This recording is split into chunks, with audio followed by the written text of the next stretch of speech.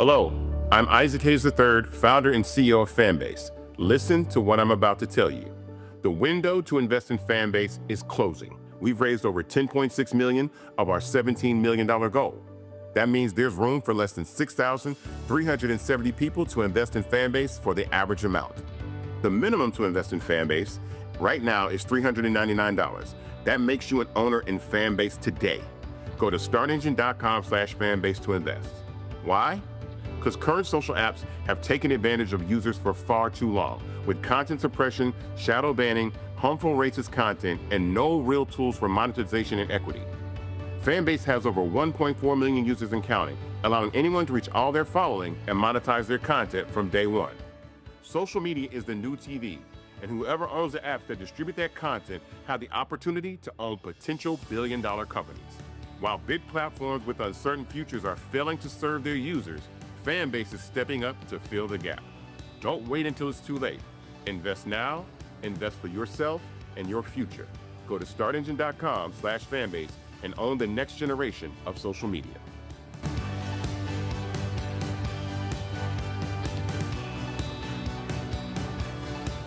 Folks, Black Star Network is here. Hold no punches. I'm real revolutionary right now. Support this man, Black Media. He makes sure that our stories are told. Thank you for being the voice of Black America, Roland. Stay black. I love y'all. All momentum we have now, we have to keep this going. The video looks phenomenal. See, this difference between Black Star Network and Black-owned media and something like CNN. You can't be Black-owned media and be scared. It's time to be smart. Bring your eyeballs home. You dig?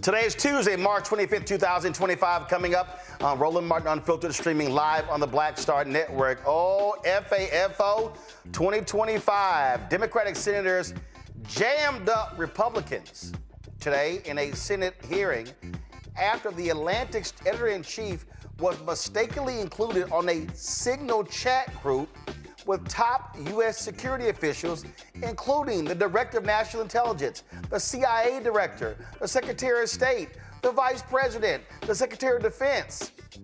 And guess what? Republicans and MAGA have been kissing their ass, coming up with all sorts of excuses. But remember what they said about Hillary Clinton's email server? Oh, we're going to remind you. Donald Trump making excuses. Even his own national security advisor, the one who added the journalists, what did he do? Try to double down. It's the media. It's the media. It's the media's fault.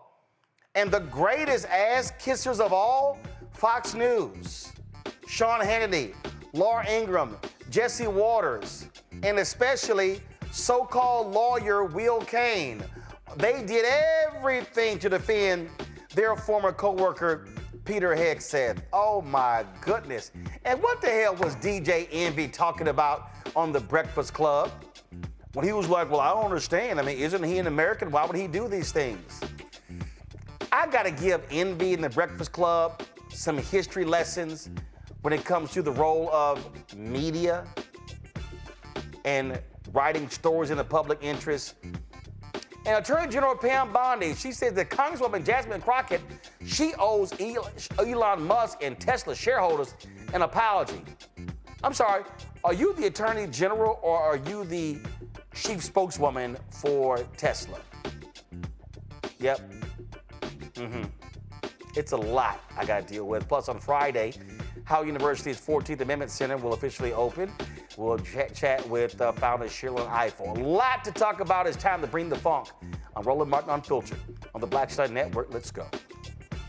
He's got it. Whatever the miss, he's on it. Whatever it is, he's got the scoop, the fact, the find. And when it breaks, he's right on time and it's rolling.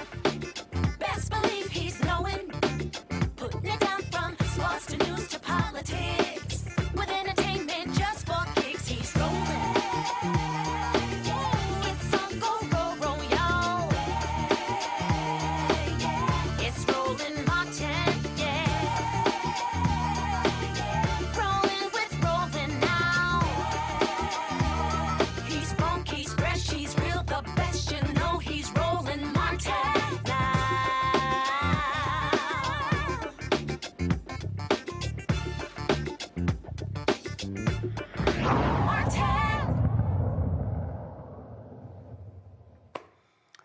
Donald Trump claimed he had the best and the brightest in his administration. They're going to be judging people by merit. He wants smart people, not these DEI hires. How dare you?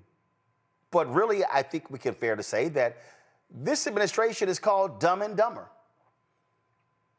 Huge blowback today when the Senate held a hearing that dealt with the issue, top intelligence officials, and they were all being questioned regarding this big story of the Atlantic's editor-in-chief, Jeffrey Goldberg, who was added to a Signal group chat where it's called the Principals Committee. The heads of the top American national security agencies were discussing plans to strike Houthi rebels in Yemen. Now, folks, here are the people that were in that chat. We now know, of course, Jonathan Goldberg, Mike Waltz, National Security Advisor, Vice President J.D. Vance, Secretary of Defense Peter Hegseth, Secretary of State Marco Rubio, the Director of National Intelligence Tulsi Gabbard, White House Chief of Staff Susie Wiles, White House Deputy Chief of Staff Stephen Miller, Special Envoy to the Middle East Steve Witkoff. Y'all, they were all on this group. Now, how could these be the top intelligence people, but they're not intelligent enough to know that you shouldn't be using an encrypted app like Signal, and you shouldn't be using personal devices to be communicating back and forth. Now, a lot of people use Signal. I use Signal. I'm in several different group chats. And it's actually very easy to discover who's in your group chat. You could just tap the link and you can see who's been added. So how are these people so smart and bright and amazing and wonderful? Man, it's a lot that was discussed today in that Senate hearing. But first, I want to chat with the ranking Democrat on the House Foreign Affairs Committee. He's dealt with national security issues for a very long time, Congressman Greg Meeks of New York. Congressman, I recall, Congressman, how your Republican colleagues were just beside themselves regarding Hillary Clinton's private email server and what took place in Benghazi and how we've got to get to the bottom of this. They were demanding hearings and things along those lines. Control room, please get the clip ready of the Speaker of the House, okay, Mike Johnson, Louisiana. It was amazing to listen to him just, these things happen and, these guys, they just, it's like they're working on it. And I'm sitting here, Congressman, and I'm looking at all of these Republicans, and I'm just looking at just the grace and mercy that they just were extending and how it was really no big deal. And let me know when y'all have the clip. And Johnson is just sitting here, they're just, hey, I don't really see what the big deal is. So here's Johnson saying, it's much ado about nothing. Roll it. Two questions on the same topic. Have you ever engaged in messaging app chats with the Trump administration about national security matters? That includes Signal, whatever, all of those things. And also, I think you know the story, but I'm curious if the Biden administration it had been found out that they were discussing national security attacks on other countries over Signal. I wonder how you would react to that. Well, look, the White House came out with a statement, I think within the last hour. Somebody handed me what they said. They clarified there were no war plans discussed. There was no classified material sent on that thread. The White House counsel is looking into the matter, looking into how this other number was inadvertently added. Obviously, that was a mistake and a serious one. But I just want to say, thanks to President Trump and his strong leadership and all the everybody on that group chat, the leaders on that group chat are extraordinary people. I know them all personally. They're patriots. They're doing a great job for the country. And that was a successful mission. We're taking out Houthi terrorists. That's what the American people expect the administration to do, to restore peace through strength and to act decisively. So, look, they've acknowledged that there was an error, and they're correcting it. And I would have asked the same thing of the Biden administration. I don't think anyone should have lost their job over that because an errant number, found its way onto a dialogue between leaders. It's a mistake, but we got to correct it going forward, and they will. Was the mistake adding the reporter, or was the mistake having a Signal chat about these matters at all? I don't use Signal. I don't know all the parameters of it, so it's not I'm not in a position to determine whether that's appropriate or not. You have to leave that to others. But I would just say, obviously, we got to be careful with these things, and I know that they will. Mike Waltz is a colleague of mine, former colleague, he was born for the job. He is highly qualified. The president said he has total confidence in him, and we do as well. Come on, Congressman Meeks. You and I both know that if this happened under Biden-Harris, he would just be foaming at the mouth. I was born at night, but not last night. Here's a guy, and here's what the administration does. They lie. First, they acknowledged it. Then they attack the reporter. Now they try to say that there's not classified information. Guess what? If it's non-classified information, release the transcript. We need the transcript. And it's required by law that anything of this nature should have a transcript. Prove it. And Congress should be doing its oversight responsibility. I immediately sent a letter off to Chairman Mass to say, let's get the transcript. Let's bring them in. Let's exercise our oversight responsibilities. I doubt that he does it. He said on one of the stations, I understand that if that's true, he will ask for the transcript. Well, I'm going to go to him tomorrow. I will sign a letter with them. So it's a bipartisan request asking for the production of the transcript. because this is the most ridiculous and horrible violation of our national security. One of the individuals that was on the call was in Russia, for God's sake. And we know that they know how to get things. Can you imagine if Russia wanted to and they intercepted the danger it put our pilots in? You know, the Houthis have the ability to shoot down planes. So if they were given advance notice, and you know, Russia and China would have been happy to give them certain notice so that they could embarrass the United States. This is a failure of our national security. I believe they violated laws on how to handle and utilize classified information. Whatever happened to the skiff? Yeah, I mean, for people don't understand, because of the position that you are in and the committees that you are in, you regularly deal with some of the most sensitive classified data in the United States. There's a process. So tell people what a skiff is. A skiff is an isolated room that is covered over by various material to prevent any interception of anything that's said within it or that comes out of it, except for on an extreme secure line. So you can't bring personal devices in. There are no windows, none of that. So it's designed to where no one can penetrate that space so you can have honest conversations about some of the most sensitive national security data in the United States.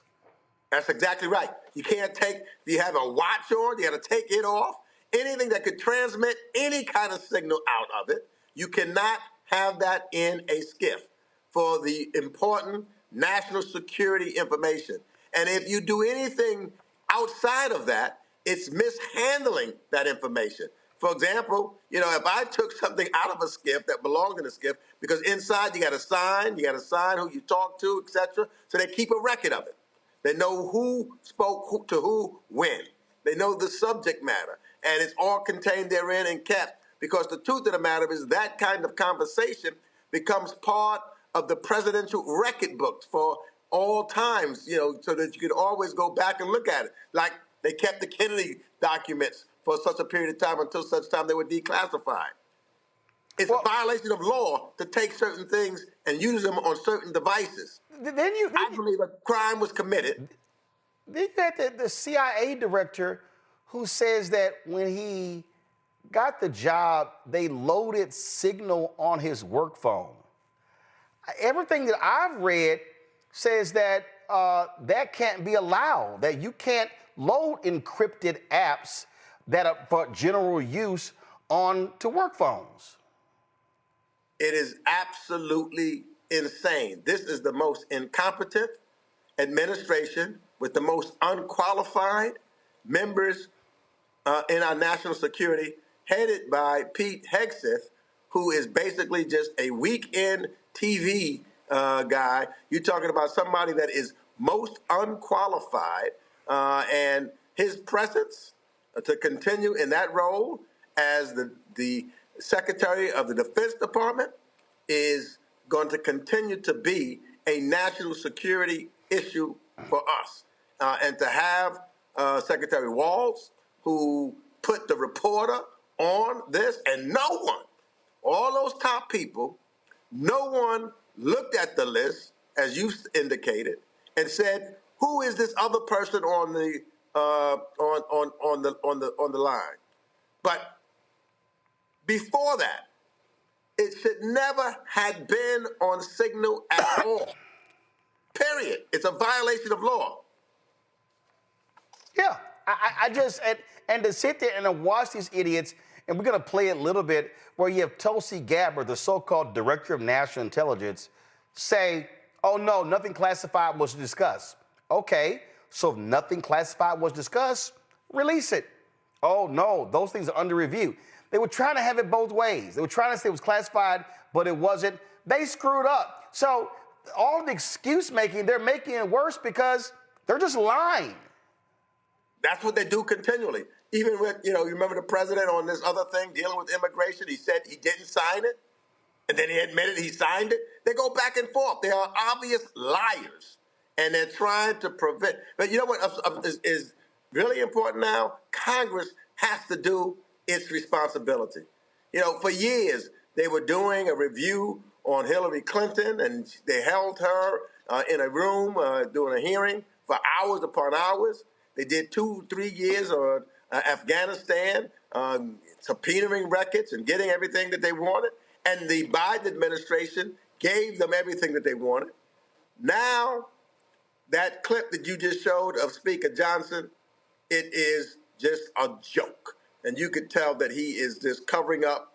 We need to make sure that the Congress, and that's why I sent this letter to Chairman Mass saying that we should have a hearing immediately. We're not going to stop. I'm going to insist that there are subpoenas issued. The American people have the right to know the truth, so that because their national security is at stake and at risk with this gang of incompetence. Absolutely. But it's amazing because, again, Jim Jordan, where's he? Where's Comer? Where are all these so-called national security, foreign policy, hardcore folks at who were railing against everything? You cannot convince me that if Vice President Kamala Harris and Secretary of State Blinken and Secretary of Defense Lloyd Austin were on a Signal group chat talking about troop movements and what action is going to be taking in a bombing in another country, the Republicans would be like, this is really no big deal. Simple mistake. Let's just keep it moving. Yeah, look, they would be asking for them all to resign or be impeached. And I want to get this record. So you know what? I think the most appropriate thing for me to do, I'm going to introduce a piece of legislation that we want to put on the floor and ask to have a vote on it. Let's see how my colleagues, both Democrats and Republicans, let's see, really, I know how the Democrats will vote. Let's see if the Republicans will vote on a resolution, a request of inquiry, which I have the right and the privilege to do as a member of Congress, to have the transcripts released for review by us. We can't just sit back idly and just let them get away with this and lie. We must get to the bottom of it. We don't know, and that's one of the questions that I put in. There was a joint letter that we put out and sent to the bumbling gang.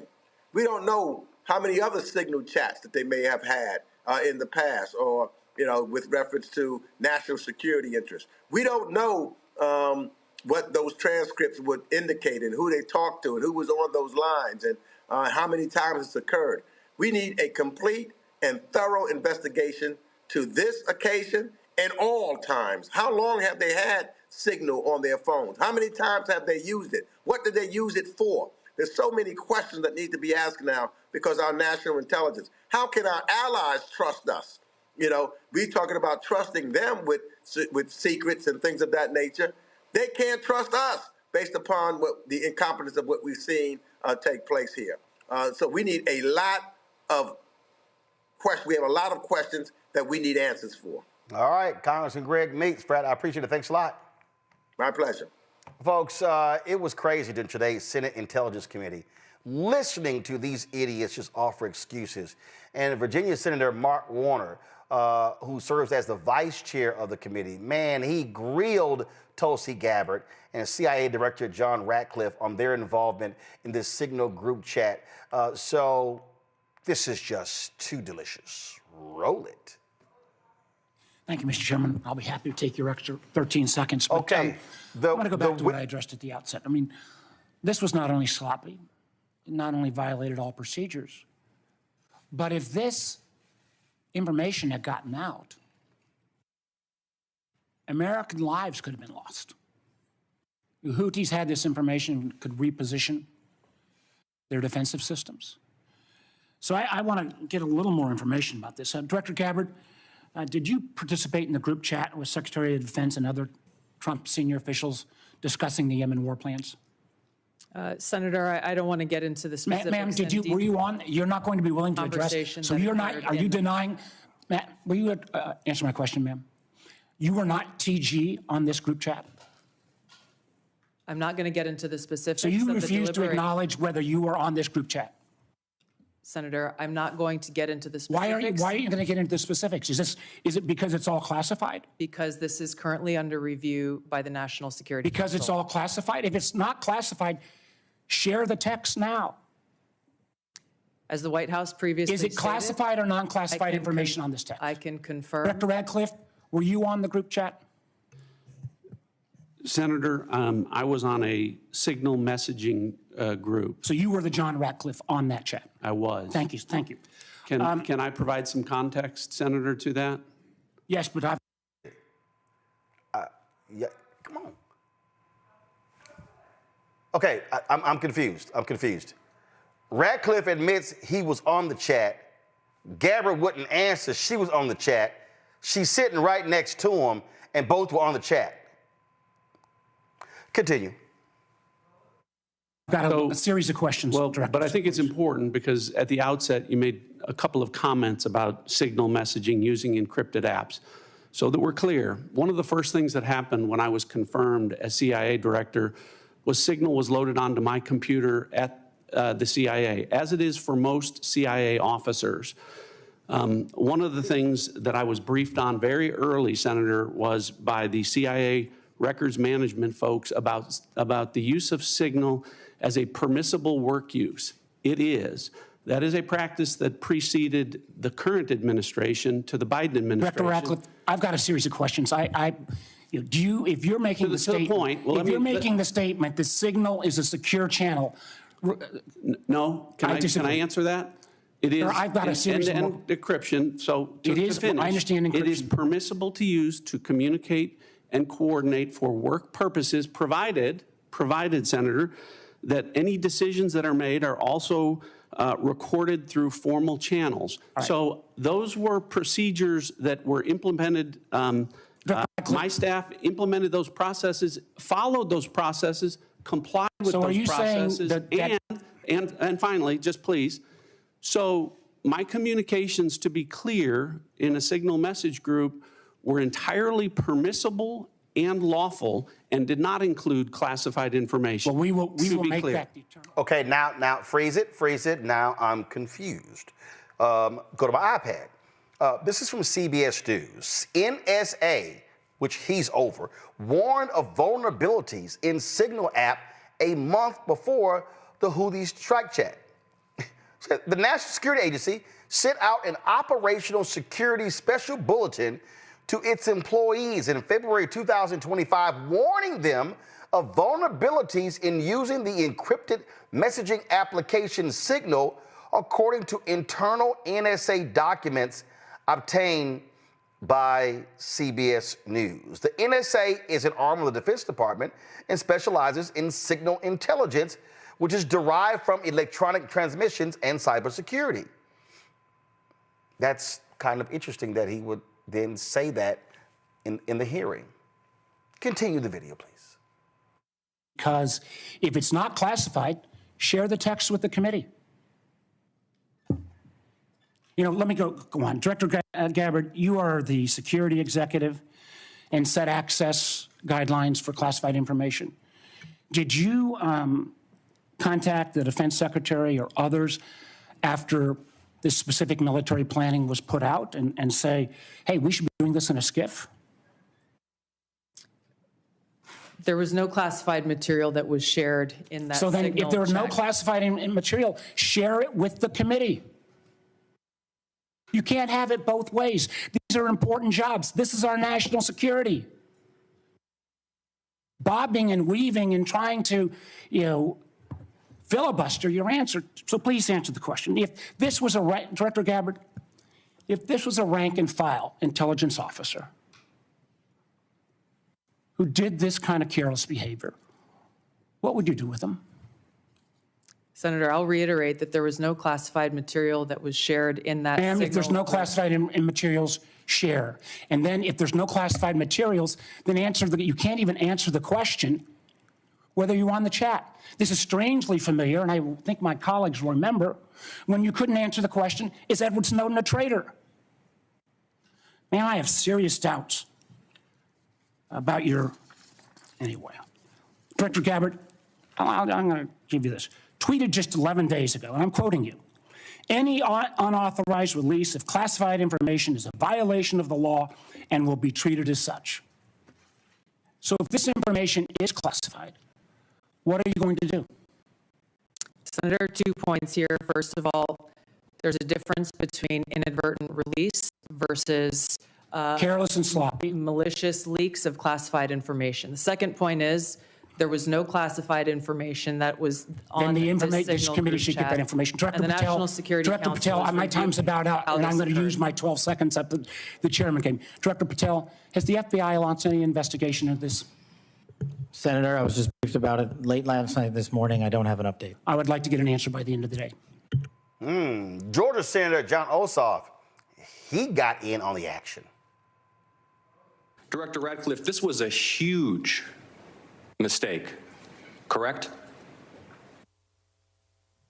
No. A national political... Hold on. No, you Let me hold answer. on. No, The Director answer- the Radcliffe, reason I I asked say you a yes no- or no question, and now you hold on. A national political reporter You can characterize it how you want. was made privy The White to House has sensitive made information clear about that there imminent was an military inadvertent operations against a mistake, foreign terrorist an inadvertent organization. mistake of adding a reporter. And that wasn't a huge to a mistake? seal. That wasn't a huge mistake? Well, I think they characterize This is it as an a mistake. embarrassment. This is utterly unprofessional. There's been no apology. There has been no recognition of the gravity of this error. And by the way, we will get the full transcript of this chain, and your testimony will be measured carefully against its content. Thank you, Mr. Chairman.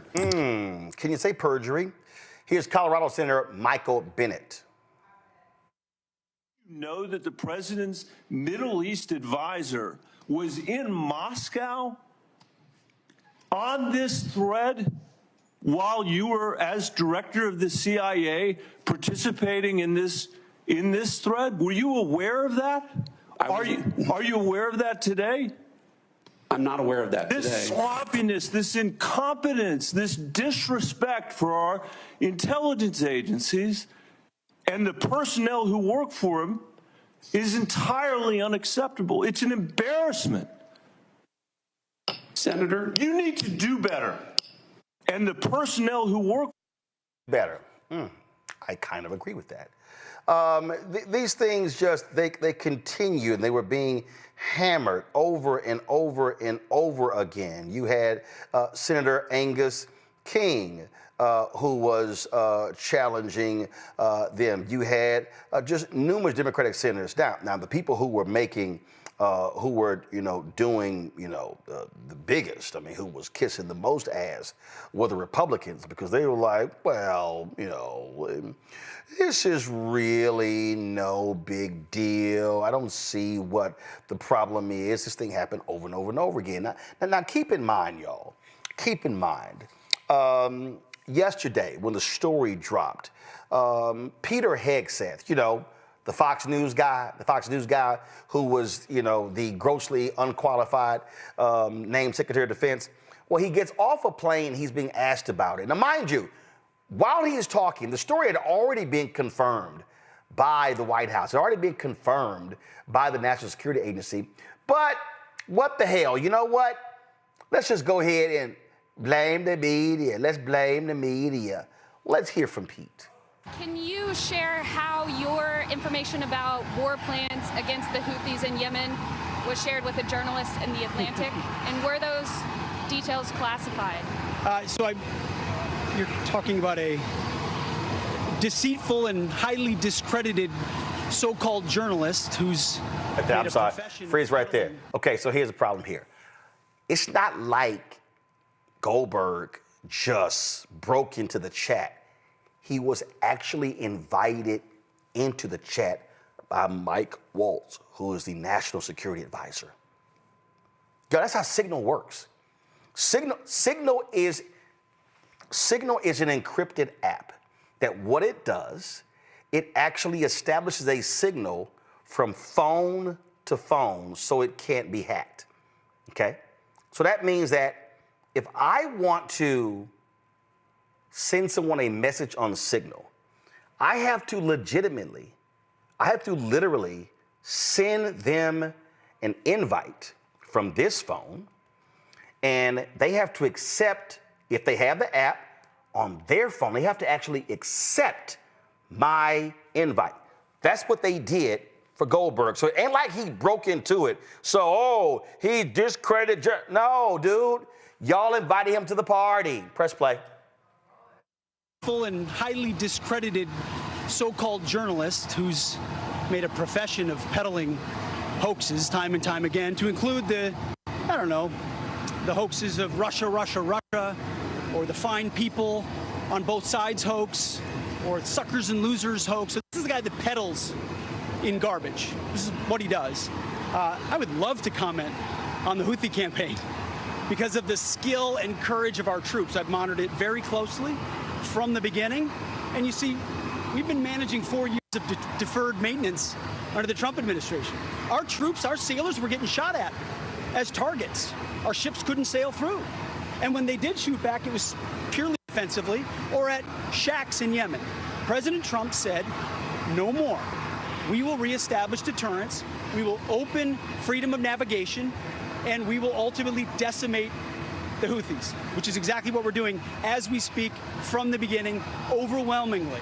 Why were those details shared on Signal, and how did you learn that a journalist was privy to the targets, the types of weapons used? I've heard I was characterized.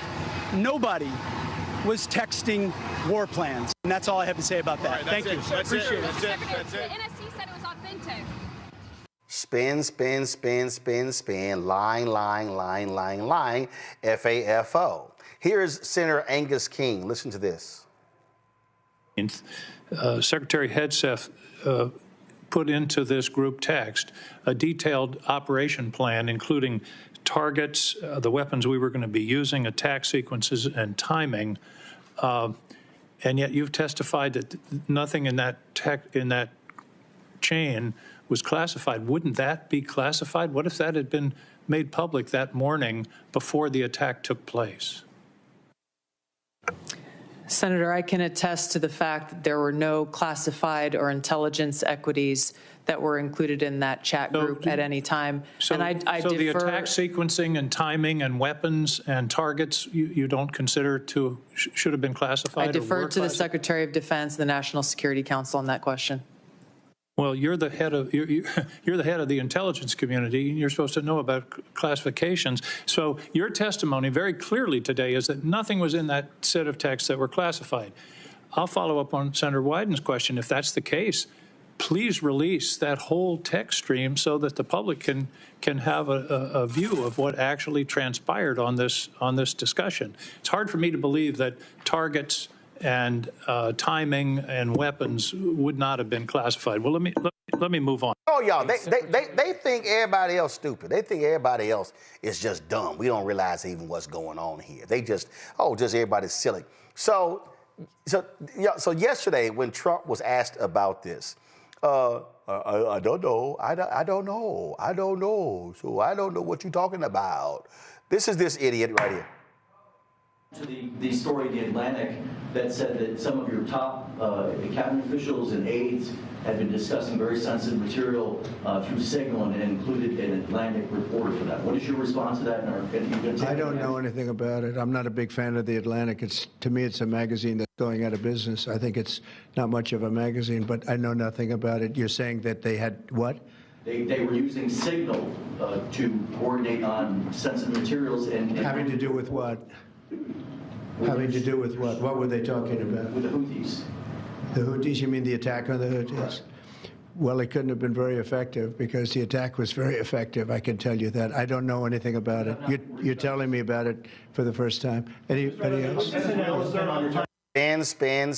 Spin. I don't know anything about it. You're just sitting here bullshitting us, lying. Well, guess what? Had a cabinet meeting today, and Trump spoke on it, but so did his national security advisor, Mike Waltz. And what did he do? Oh, it's the media. It's the media. It's the media. And I think I'll ask Mike. Mike is here. Do you want to respond to that, please? Yes, Mr. President. You asked about lessons. I think there's a lot of journalists in this city who have made big names for themselves, making up lies about this president, whether it's the Russia hoax or making up lies about Gold Star families, and this one in particular I've never met, don't know, never communicated with, and we are looking into and reviewing how the heck he got into this room. But I'll tell you what, the world owes President Trump a favor. Under Biden, global shipping was... Lord, all this bullshit. Now, I done told y'all, we don't know how he got in. Y'all, this is real simple, okay? You have to invite from a phone. So either Mike Waltz invited Goldberg into the chat, or somebody had Waltz's phone and invited into the chat. So now you got to ask Mike Waltz, who did you hand, if it wasn't you, who did you hand your phone to invite Goldberg? And why would they invite? This ain't that hard. But again, the ass kissing was plentiful as Waltz continued. The world owes President Trump a favor. Under Biden, global shipping was shut down. Pinprick attacks, months between them, our destroyers being fired upon dozens of times. That's enough. Sorry, I can't listen to that bullshit anymore. Because, see, that's just ass kissing. Oh, my God, since Donald came, everything's just wonderful. Donald just, oh, my God, it's nice and fluffy, and things are just great. Because things were just horrible when Biden was here. No, punk ass, you ain't shifting the story. You messed up. You messed up. And y'all should stop trying to run from this. This on you, player. And see, here's y'all, they always say, and the cover-up, the cover-up is always bigger than the actual event. That's actually the case, and that's what they're doing. And all you see them doing is just making up stuff and making it worse because they look like the Keystone cops that they are. They are pathetic. And they're trying to gaslight us. Oh, my God, this journalist, this Russian hoax. Yeah, y'all can come up with everything y'all want to. Nah, y'all messed up. Y'all effed up and found out. Joining us now is Indiana Congressman Andre Carson. Congressman, it is still amazing to me to watch your Republican colleagues, just place their multiple lips on MAGA's ass and just, make excuse after excuse. And we know if this had happened under Biden-Harris, they would be hauling every person down to Congress, demanding a special prosecutor, hearings, you name it. They are hypocrites. Absolutely. There would be special orders on the House floor right now as we speak, calling for removals. I joined Leader Hakeem Jeffries in calling on Trump to fire Hegseth. I think House Democrats are united. The Secretary of Defense is unqualified. He's putting our lives at risk. This was an epic failure. There have to be consequences. You know this, for this egregious mishandling of military operations and plans by the highest national security officers in this country. I sit on the Intelligence Committee. We know, especially for black folks, the relationship with the Intelligence Committee has been tumultuous, to say the least, under J. Edgar Hoover's disastrous COINTELPRO. But on the committee, we deal with classified materials every day. There are procedures put in place for a reason, and that reason is to keep Americans safe. And I have to be clear, because today, the American people were gaslit by the president and other officials. If classified materials are communicated on an unclassified platform, that is absolutely a very grave security breach. And here's the deal, okay? Politico is even reporting that you are not to be loading Signal and other encrypted apps on work phones. So here's the question. Were they using work devices or personal devices? And they were using personal device. Here you got Witkoff, who's over there in Moscow. He's in Moscow. Everybody knows the Russians focus on hacking the phones. Every one of y'all know this. When y'all travel abroad, y'all are told, frankly, protect your personal devices because they're trying to hack them. In fact, we're told don't bring your personal device if you can help it, for this very reason. And Roland, there are different ways to communicate. We have JWICS, which is the Joint worldwide intelligence communication system. And through that intranet system, there are the APRANET, which is the Defense Data Network based on APRANET technology. We have CIPRANET and NIPRANET, and these are secure channels of communications to make these kinds of decisions. It is amazing, astounding that they would use Signal. They may have well started up a damn Facebook group chat and done it on there. Right. Absolutely. Do you think your Republican colleagues are going to have the guts to actually call for hearings? I'd like to think so, but they're so busy trying to get Donald Trump and Elon Musk out of their primaries next year, they can't focus. Now, they claim it's unclassified material, but refuse to share any messages and information on who and what was on that chain. And it's very simple. If they don't have anything to hide, why are they hiding the information from the American people? Yep, this is real simple. Well, Congressman Carson, I look forward to seeing what happens next. But bottom line is, we know Fox News, conservative radio, digital, they would be going ape shit if this happened under Biden-Harris. And now it's like, oh, much ado about nothing. Absolutely. It's awful. All right, Congressman, I appreciate it. Thanks a lot. Thank you. Now, y'all might remember the time when Peter Hegseth was on Fox News. And remember they had the Clinton server? It's amazing. Hegseth had a whole lot to say. I mean, he was vociferous in attacking Hillary Clinton when it came to the email service and how if it's sensitive data, classified devices, blah, blah, blah, blah, blah, blah, blah. And so let's hear the best of Pete Hegseth.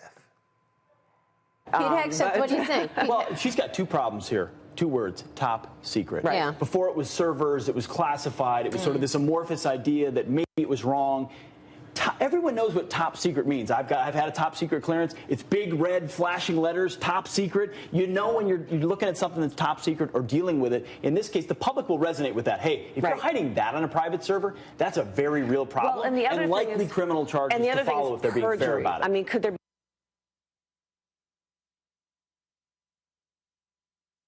Okay, all right, y'all. So that was one. So there's another one regarding Hillary Clinton and her emails, and he was just, matter of fact, so Hegseth, roll this one.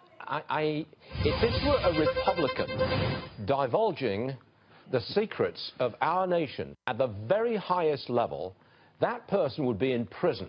There would be outrage across the board.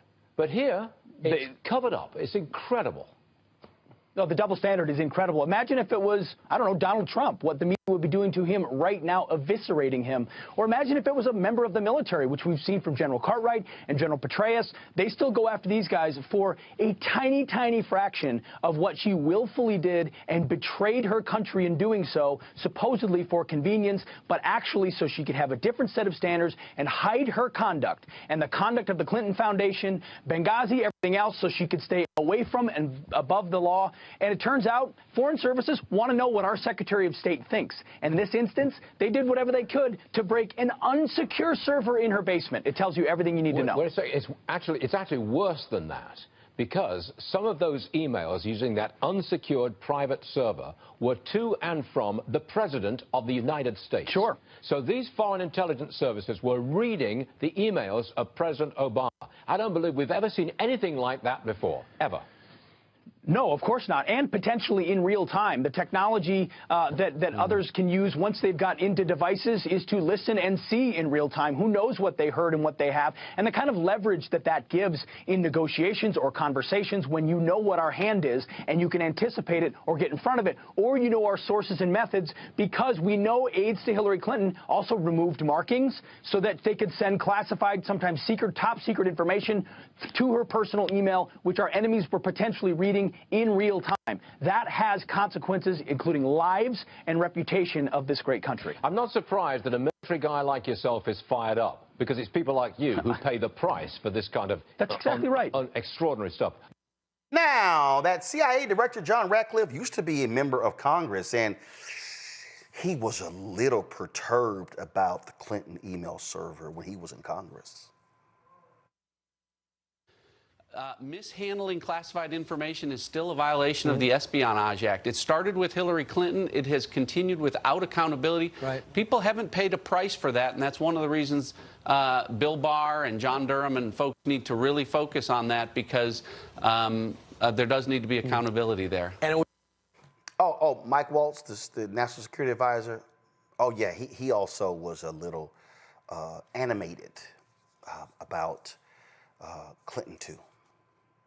The sitting National Security Advisor, Jake Sullivan, the president's National Security Advisor, sent top secret emails to Hillary Clinton when he was her deputy chief of staff at the State Department and got nothing, not even a slap on the wrist, on an unsecured server that we know our enemies were trying to access. Top secret and compartmented, even higher than top secret. He was sending back and forth freewheeling, and yet we see nothing there. Boy, it's amazing how animated they are about those issues and how they matter and how important they are and how critical they are. How it's important for us to protect classified information. How we must not be sharing these things in a negative way. I mean, we could just go on and on and on. I mean, it is just unbelievable listening to them. In fact, before I go to my panel, I'm going to play for you. This is Missouri Senator Josh Hawley, who was on Laura Ingram's show last night on Fox News. And this is Josh Hawley, who is like Mr. Masculinity and how we must protect the world. Look how just dismissive he is.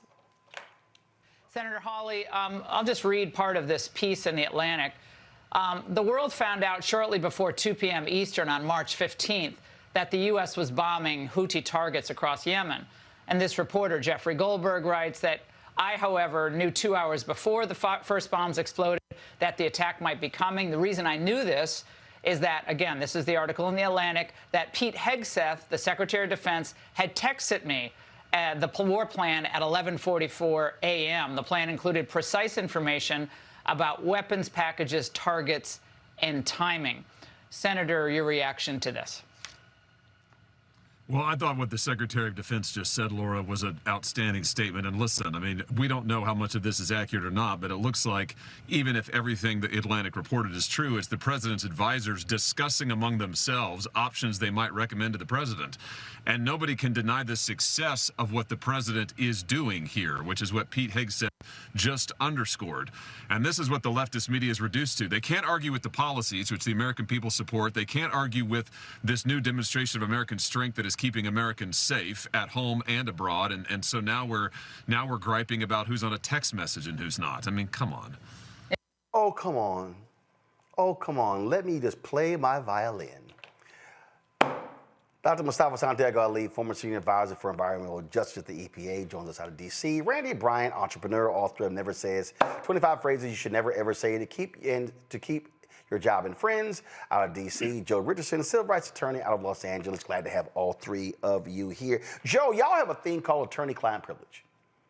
And if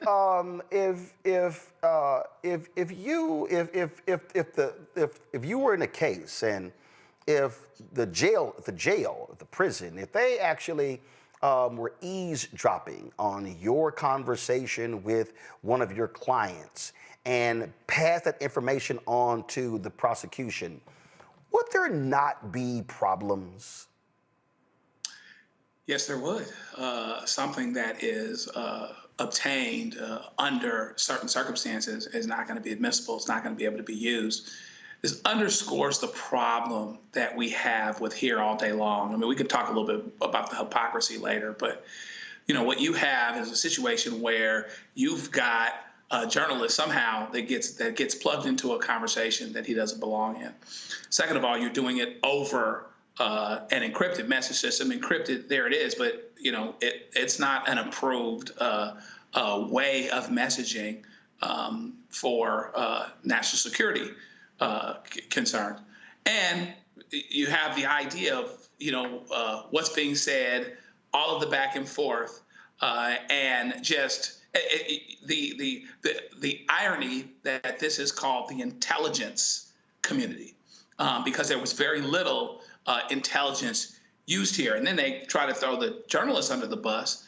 Interestingly, we'll talk more about DJ Envy later, but he actually didn't reveal the details of the logistics, just the existence of the conversation. So there's this irony that somehow people are mad at this journalist for talking about the examples of the incompetence, but the secret is already out of the bag, the existence of the incompetence, the issues that we have here, which, by the way, as you've talked about at length, if the Democrats had done this, they'd be calling for this guy's head, whoever it was, getting rid of the Secretary of Defense, getting rid of the chairman of the Joint Chiefs, whoever it was, other than Jesus, and maybe Jesus too, they would be turning themselves inside out.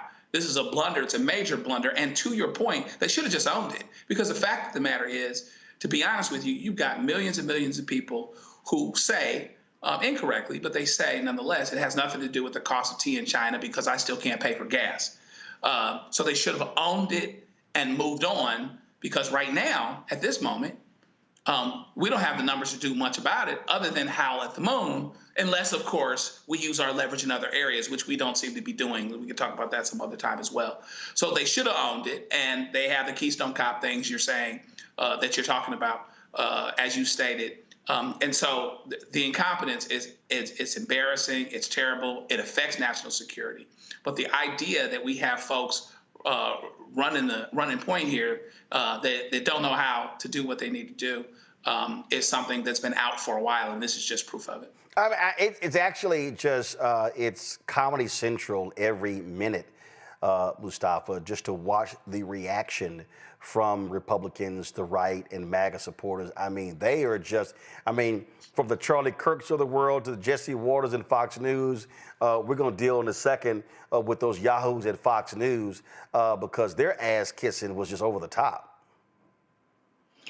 I mean, I see the humor, but there's also a lot of dangerous behavior inside of the humor. So, sometimes when we're dealing with these very damaging things, we have to infuse humor to help people, one, to understand and to also get them to open up their minds. But, this is very significant, what they did. There are intelligence protocols that are in place for a reason. As Joe had shared earlier, when we take a look at Signal is not an approved top secret government media communications platform, just like TikTok isn't. So, you could have utilized the exact same thing because neither one of them are built for the conversations that were happening there. I appreciate our dear brother, Congressman Carson, for coming on and sharing some things, because he talked about CipriNet, he talked about JWICS. Those are approved processes and tools for the sharing of information. And lots of times, folks see these conversations, they don't understand. When we're talking about top secret or confidential, those are various levels that you have to go through background checks and you have to go through training to be able to move to those higher levels. Not sure with this administration if that process is still in place. And when we talk about these tools like Signal, I talked to a friend who's an expert in this space, and he said just to remind people that these types of apps and tools are only as secure as the devices and behaviors of the people using it. And that last part is critically important, because when we're talking about the behaviors of the people using it, that means, are you serious about keeping our national security and the information that is critical for decision making, in place, and having the protocols around them? Because, we've got classified phones for conversations. We have secure video conferencing that's there. You talked a little bit about the SCIFs, and people are supposed to be utilizing those. But when you don't, and then sometimes people get safe, they feel like they're safe rolling, and we should just let people know, even though Signal is a very secure app, and I am not, one of the world's top experts in cybersecurity, but I also understand, because I've been trained on various things, that there are apps or, there's spyware that's out there that can actually, do some very insidious things in relationship to the information that's being shared. So I say that for folks and just understanding the seriousness of this moment.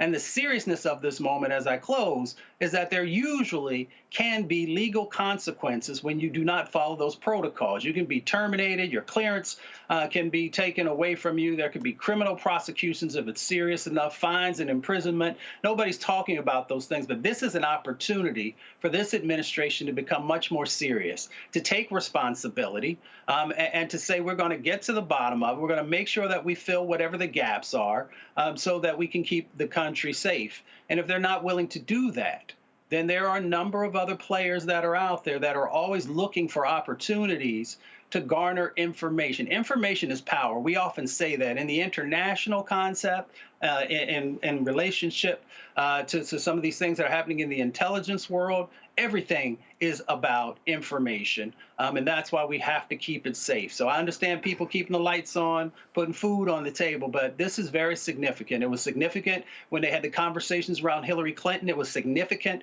when they talked about Joe Biden handling classified documents. It was significant when we had the Edward Snowden intelligence leaks that were going on. So we have to take this moment as equally as important and make sure that we're doing what's necessary to keep our country safe and our information safe. Well, the thing here, Randy, is that, the federal government has warned that Russia and Chinese hackers have been trying to use phishing efforts in order to access Signal apps. Also, Russia has been able to hack the Signal communications there in Ukraine. So it's not like it can't be done.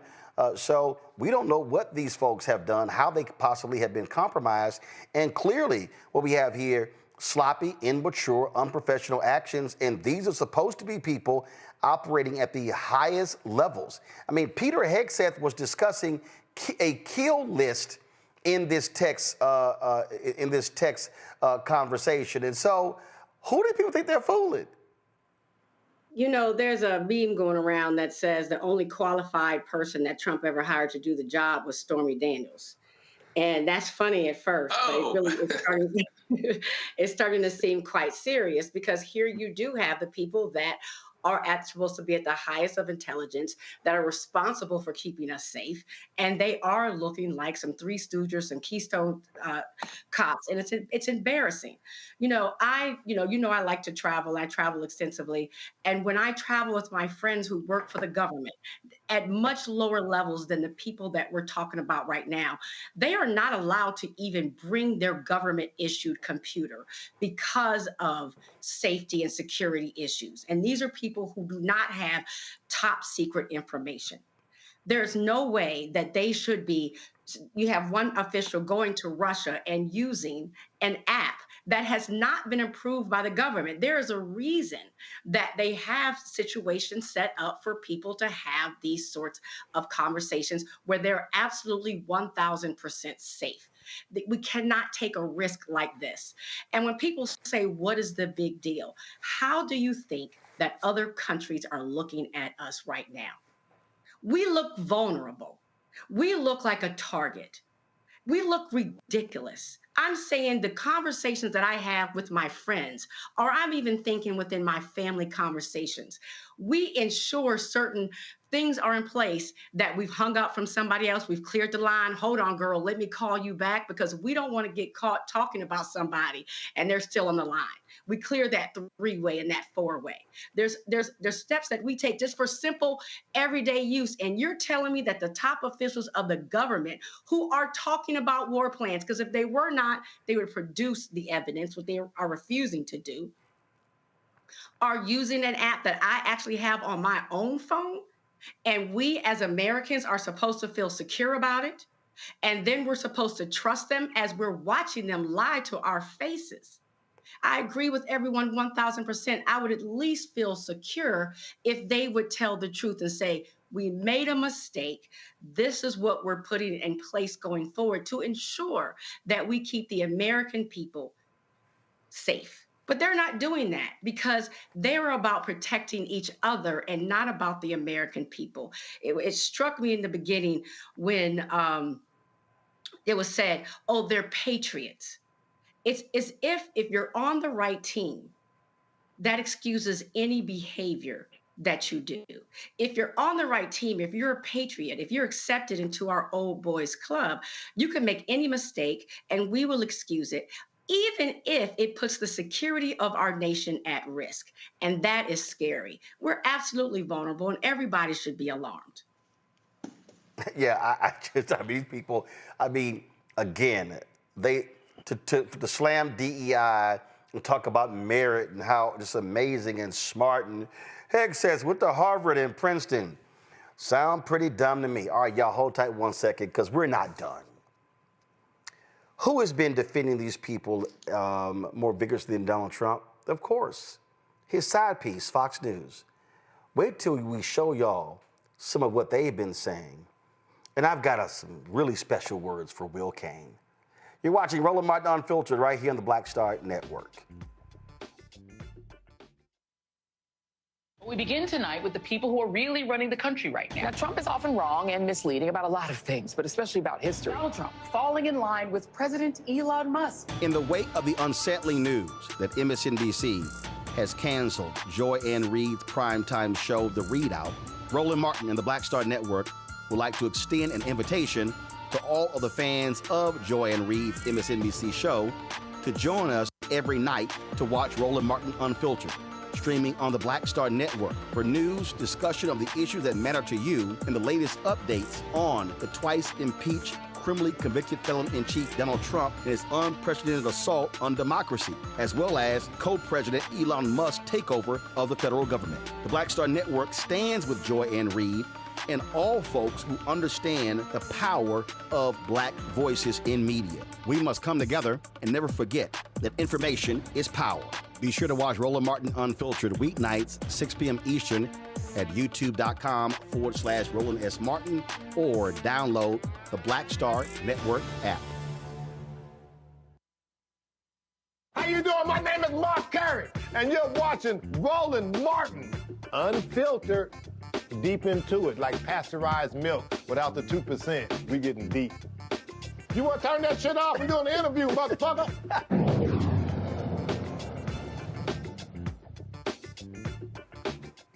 So every time you looked up Fox News, they had lots to say about Biden Harris. They were constantly talking about they were too old, incompetent, slow, all the phrases that they use. But it's amazing how their tune just changes when the incompetence of Donald Trump and his MAGA minions is exposed.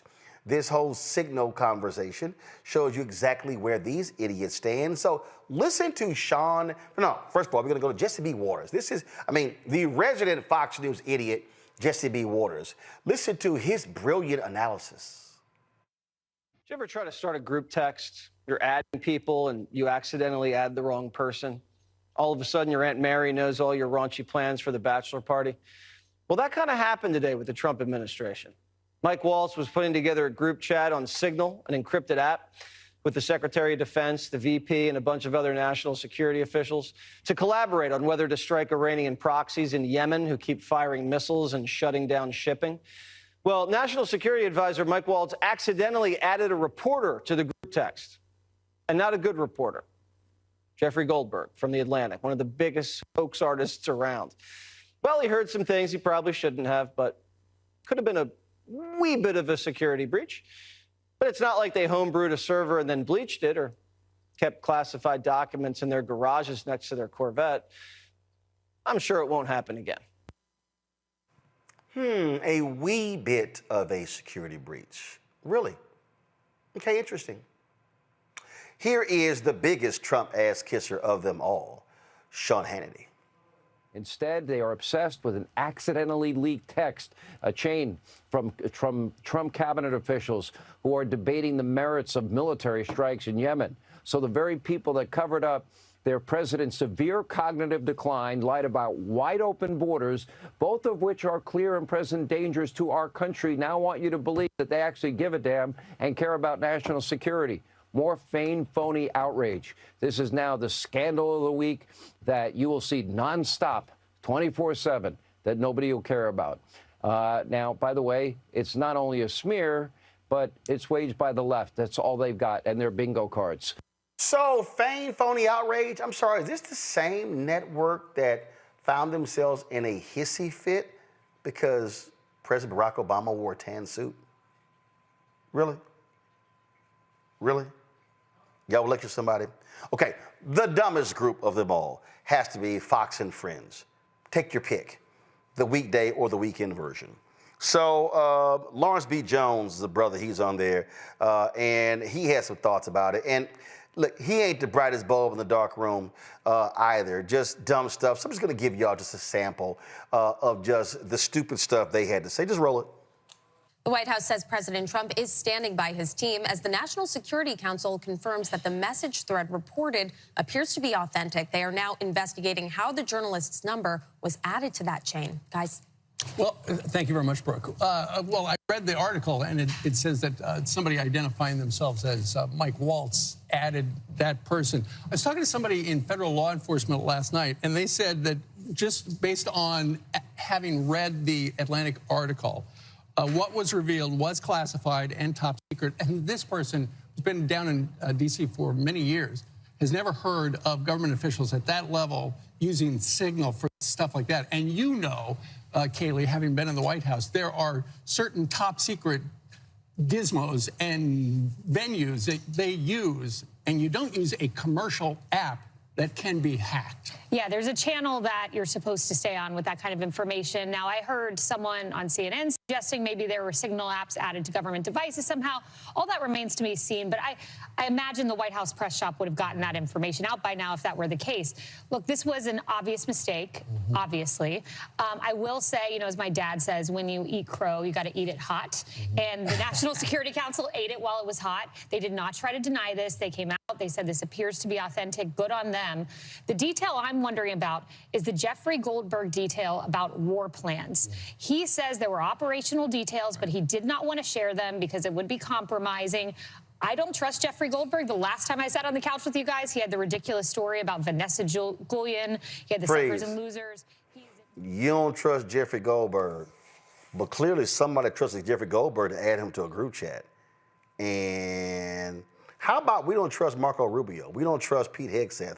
We don't trust Mike Waltz. We don't trust John Ratcliffe. Okay, a little bit more of their stupidity. Keep going. Plans. He says there were operational details, but he did not want to share them because it would be compromising. I don't trust Jeffrey Goldberg. The last time I sat on the couch with you guys, he had the ridiculous story about Vanessa Guillen. He had the suckers and losers. He is not a credible reporter. And how does this most horrific of all reporters in Washington, D.C., get added to your text chain? There are a lot of questions. So that's literally my only question. As it relates to government officials using Signal, they all use it. They're not supposed to, but they use it. But not for top secret stuff. They use it. CIA, every single intelligence agency uses Signal. I know that for a fact. I talk to them on Signal. They're sources of mine. They all use Signal. It is the best way and the most secure way to get information out. And that's why a lot of journalists use it as well. They don't want it, they're not supposed to do it, but they do it anyway. I don't understand how he got on this chain, especially when you add someone to Signal, there's an alert that shows you that someone else, if you don't have their contact, there's someone that's new that's been added to it. While all of those people that were on that chain didn't say who is this person that's on the chain that wasn't saved in their contact, I don't know. They need to get to the bottom of that. Yeah. Also, I'm curious, whoever did end up adding him, why are you communicating with this guy? Yeah. You should not be communicating with her. This is not the person to be communicating with. Right. It's a highly. Okay. Who the fuck is communicating with you? Why would they communicate with you? You're a hack. Okay, you're a joke. No, you're not a real journalist, Lawrence. You're not. You just sat there and said, oh, I communicate with these people. They shouldn't. No, Lawrence, that's a lie. People can actually, you can be in government and communicate on Signal. The law says that if you're doing official business, talking to you ain't official. So you have no idea what the hell you're talking about. So wasting any airtime on Lawrence Jones is truly a waste of time. But the biggest dummy has got to be Will Cain. I mean, first of all, This is somebody. Listen, y'all. I used to debate Will Cain on CNN. I mean, you know, Will. Everybody know the best thing about Will. He got a nice head of hair. That's it. But it ain't. That ain't strong. It's not. Okay. It's not. Okay. Real weak. Real weak. This is what this fool had to say yesterday. Now I told y'all, if you think Sean Hannity kiss ass, if you think that Jesse Waters kiss ass, oh no, can't nobody at Fox News on this topic talk the ass kissing of Will Cain. This is what he had to say, y'all, when this story broke yesterday. Oh my God, just roll it.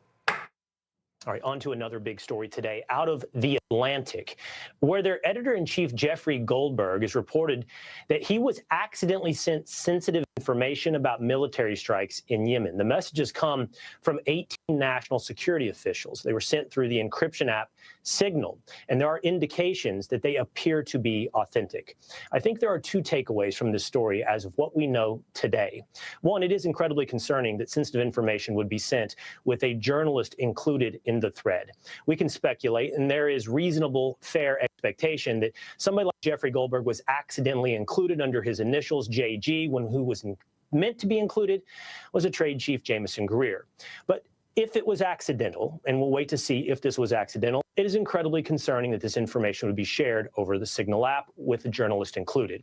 But the bigger takeaway for me is it's an insight, a transparent insight into the thought process and dialogue of our national leaders. If you look at the actual content of what was reported, if you look at how they discuss potential strikes on Houthis in Yemen, what you will see is dialogue between Vice President J.D. Vance, Secretary of Defense Pete Hegseth, National Security Advisor Mike Waltz, Stephen Miller, Tulsi Gabbard, and many more in a very collaborative, open, honest, team-based attempt to come to the right decision after years of secrecy and incompetence.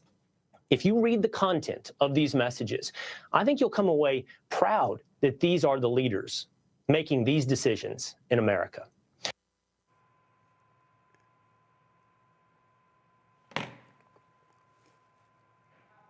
That's what your dumb ass got out of that?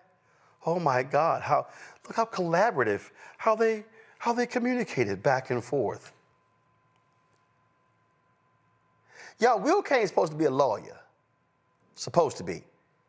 At no time did he ever even bring up, shit might be illegal. Just, oh my God, look at how collaborative and how they communicated, they shared. Well, I'm sorry, was this a therapy session? Was this a marriage counseling session? But what the hell is he describing? Now, listen to this fool today. This is, here we go. But that was not a serious mistake, putting American lives into jeopardy. And I think that your side is doing this to score political points, the first political points they've been able to accomplish in 2 months. Well, what we're talking about here, and I've spent a decade now watching how our intelligence community communicates with the warfighter. So I am not going to listen to you tell me that this is about a partisan advantage. It is a mistake, and yes, it's a very serious mistake. Because if you make a mistake in Social Security and grandma doesn't get a phone call through, that's bad. But there is not zero risk that our young men and women in uniform, the ones who flew those F-35s and F-18s, Congressman, how was an American life put into jeopardy? We will find out. Congressman, how? Fine, you've made a claim. Tell me how an American life was put into jeopardy.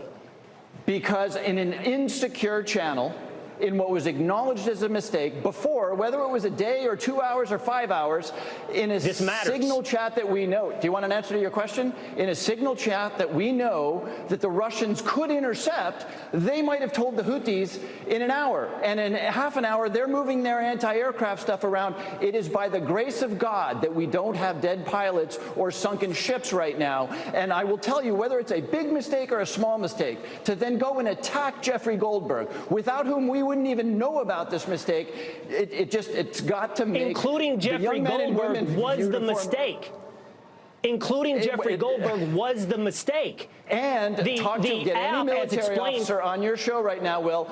Get any military officer serving right now, any intelligence officer, and they will tell you that Jeffrey Goldberg was the cherry on top of using an insecure channel in advance to discuss military plans. I'm not going to argue, Congressman. I'm not going to argue. I'm not going to argue that no mistake was made. And I'm not going to argue that Signal is the perfectly appropriate app to have this conversation. What I am going to argue with you is that you are hyperbolically taking this over the top, yes, absolutely, for partisan points, in order to score in the first time in 2 months. Don't do it on Signal. I agree. Don't do it on Signal. Well, but nobody's live. You know what? Here's the CIA thing. director. You are the one who is making this into a partisan issue. And we are talking about the lives of our young men and women. And it makes me want to throw up to hear you turn this into a partisan issue when we are talking about the lives of our airmen and Marines and sailors. You just need to stop this. You cannot run a segment cheering Medal of Honor winners, many of whom win posthumously, and tell me that this mistake is about partisan advantage. It is. And I can run that segment, and I'm doing it with you right now, and I'll tell you something else. This isn't an administration that watched as 13 Marines died or spilled secrets to the Chinese Communist Party or did any of the other things that we just watched. It's hard to take you seriously, or that Jeffrey Goldberg is the hero in this story. It's actually hard to take you seriously, Will Cain. And that's why you've truly earned this award from those of us here at Roland Martin Unfiltered and the Black Star Network. The Golden Trump MAGA Ass-Kissing Award, honoring a lifetime of exceptional flattery and unwavering dedication to ass-kissing excellence, awarded to Fox News' Will Cain. For unparalleled commitment to the fine art of sycophancy, this prestigious honor recognizes those who have bent over backward, perfected the art of empty praise, and elevated brown nosing to an Olympic-level sport. From his relentless nodding in agreement to his uncanny ability to compliment even the most questionable decisions, Will Cain has demonstrated an unwavering devotion to the craft of kissing ass. His lips have graced the ass of twice impeached criminally convicted felon-in-chief Don the Con Trump with such finesse that even history itself must pause in admiration.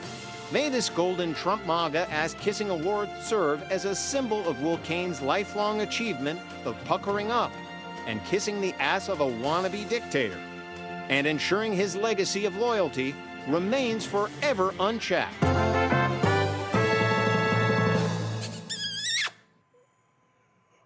Congratulations, Will. You truly earned that award. Let me now go to my panel. Your thoughts, Randy? Congratulations to him. Very well earned. Very well earned. He has, I think, worked hard for it. His lips should be chapped by all the ass kissing he's done. And I hope that all the ass kissing he's done gets him exactly what he wants in life and what he deserves. Mustafa. James Baldwin said, "I can't believe what you say because I see what you do." There just needs to be some real parity in how we are approaching national security issues, intelligence issues. It's significant, whether it's small or large. There can be huge impacts. So, I just want to see folks get serious. I want to see folks also fix whatever the gaps are. And, folks are going to live their lives in front of the camera and behind the camera how they do. Folks just need to be able to understand the biases that people often bring and how those biases often don't help the everyday person to understand what's really playing out. See, Joe, I can't take people like Will Cain seriously, or Sean Hannity, or Jesse Waters, or any of them. All right? These are the people, they went ad nauseum about Hillary Clinton and her emails. And now it's like, oh, this is just a mistake. It's just a simple mistake. No, I can't take them seriously. And they should be called out because, see, they love talking about everybody else. They love trashing everybody else. But no, they have earned this. Will has earned this because that ass kissing yesterday, and then, well, I'm not going to talk about that. I'm not going to talk about whether they should have been on Signal. Well, that's the whole damn point. Right. So I love it how I'm not going to talk about what the thing is, so I'm going to focus on something that ain't the thing. Yeah, it's the hypocrisy is crazy, but there is a Republican MAGA echo chamber that they filter everything through. And we've gotten to the place where people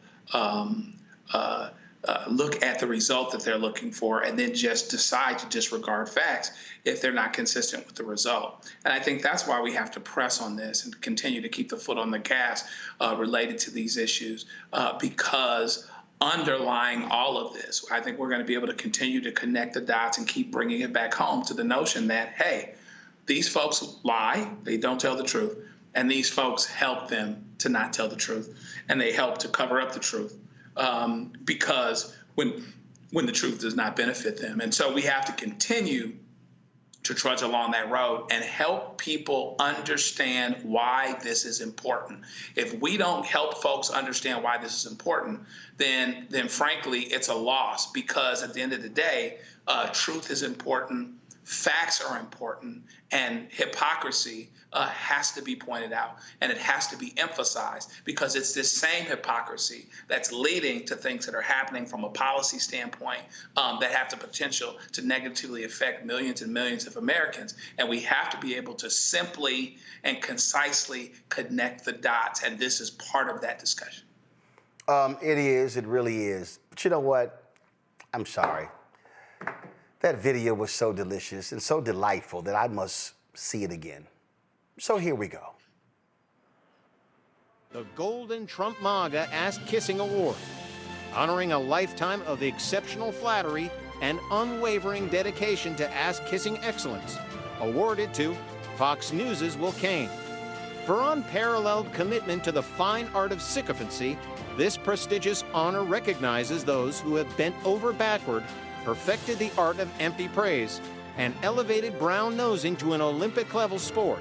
From his relentless nodding in agreement to his uncanny ability to compliment even the most questionable decisions, Will Cain has demonstrated an unwavering devotion to the craft of kissing ass. His lips have graced the ass of twice impeached criminally convicted felon-in-chief Don the Con Trump with such finesse that even history itself must pause in admiration. May this Golden Trump MAGA Ass-Kissing Award serve as a symbol of Will Cain's lifelong achievement of puckering up and kissing the ass of a wannabe dictator, and ensuring his legacy of loyalty remains forever unchecked.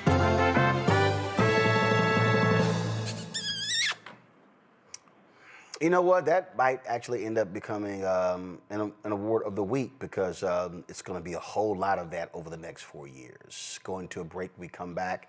Attorney General Pam Bondi, I'm confused. Is she a Fox News personality, or is she the Attorney General, or is she the spokeswoman for Elon Musk and Tesla? Now she's warning Texas Congresswoman Jasmine Crockett about her criticism of Elon Musk. Yeah, we're going to talk about that. We come back. We'll also talk with Shirley Eiffel about the 14th Amendment Center she's leading at Howard University. Lots to break down, y'all. Here on Roland Martin Unfiltered on the Black Star Network. Don't forget, support the work with you. Our goal is to get 20,000 of our fans contributing on average $50 each a year. That's $4.19 a month, 13 cents a day. So if you want to join our Bring the Funk fan club, do this here. You can use Stripe. If you want to give you using Cash App, this is the QR code right here. Click the Cash App Pay button to contribute. Also, if you want to send your check and money order, P.O. Box 57196, Washington, D.C. 20037-0196. PayPal is R. Martin Unfiltered. Venmo is RM Unfiltered. Zelle, Roland at RolandSMartin.com. Roland at RolandMartinUnfiltered.com. And if you want to get like the shirt that I'm wearing right here, hashtag we tried to tell you, FAFO 2025, not Project 2025. You can get this shirt plus the other one we have, the new one that we have. Don't blame me, I voted for the black woman. Get our merchandise. We got t-shirts, hoodies, wall art, mugs, and more. Go to RolandMartin.creator-spring.com, RolandMartin.creator-spring.com, or go to the BlackStarNetwork.com. Back in a moment. This week on A Balanced Life, join us as our resident experts and special guests talk to us about what it means to protect your peace. I know you say you got it all together, but let me tell you, life be lifing. So we're going to talk about how do you find who you are? How do you find your lane? How do you stay in your lane? And what it means to really date you, to look in the mirror and find out who you are and love the person that you see. When is the last time you said I love you to a loved one? When is the last time you said I love you to yourself? That's next on A Balanced Life with Dr. Jackie here at Black Star Network. This week on The Other Side of Change. Let's talk. Vote blue no matter who. We need political imagination more than ever, and unfortunately, some people on the Democratic side really are discouraging that. We're going to dig into all of it. The Democratic Party needs to remember who they are and who they are responsible to. This is On the Other Side of Change, only on the Black Star Network. What's up, y'all? Look, Fanbase is more than a platform. It's a movement to empower creators, offering a unique opportunity for everyday people to invest in Black-owned tech, infrastructure, and help shape the future of social media. Investing in technology is essential for creating long-term wealth and influence in the digital age. The Black community must not only consume tech, we must own it. Discover how equity crowdfunding can serve as a powerful tool for funding Black businesses, allowing entrepreneurs to raise capital directly through their community through the Jobs Act.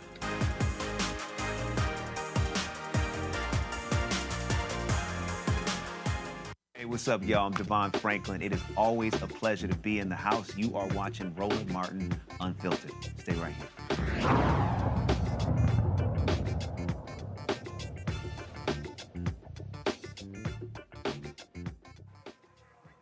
All right, Trump's Attorney General Pam Bondi, she's really an idiot, y'all. She issued a warning to Texas Congresswoman Jasmine Crockett for her comments about Elon Musk. And now she is demanding that Crockett apologize to the South African apartheid billionaire and the Tesla shareholders. Listen to this fool. As authorities now work to stop the violence, and while the FBI is working to end the violence against Tesla, well, some Democrats and members of the state-run legacy media mob appear to be celebrating the company and Elon Musk's woes, including the left's new rising star, Jasmine Crockett, who actually said that she wished for Elon Musk to, quote, be taken down. Take a look again at her vile comments. I am truly here for very selfish reasons.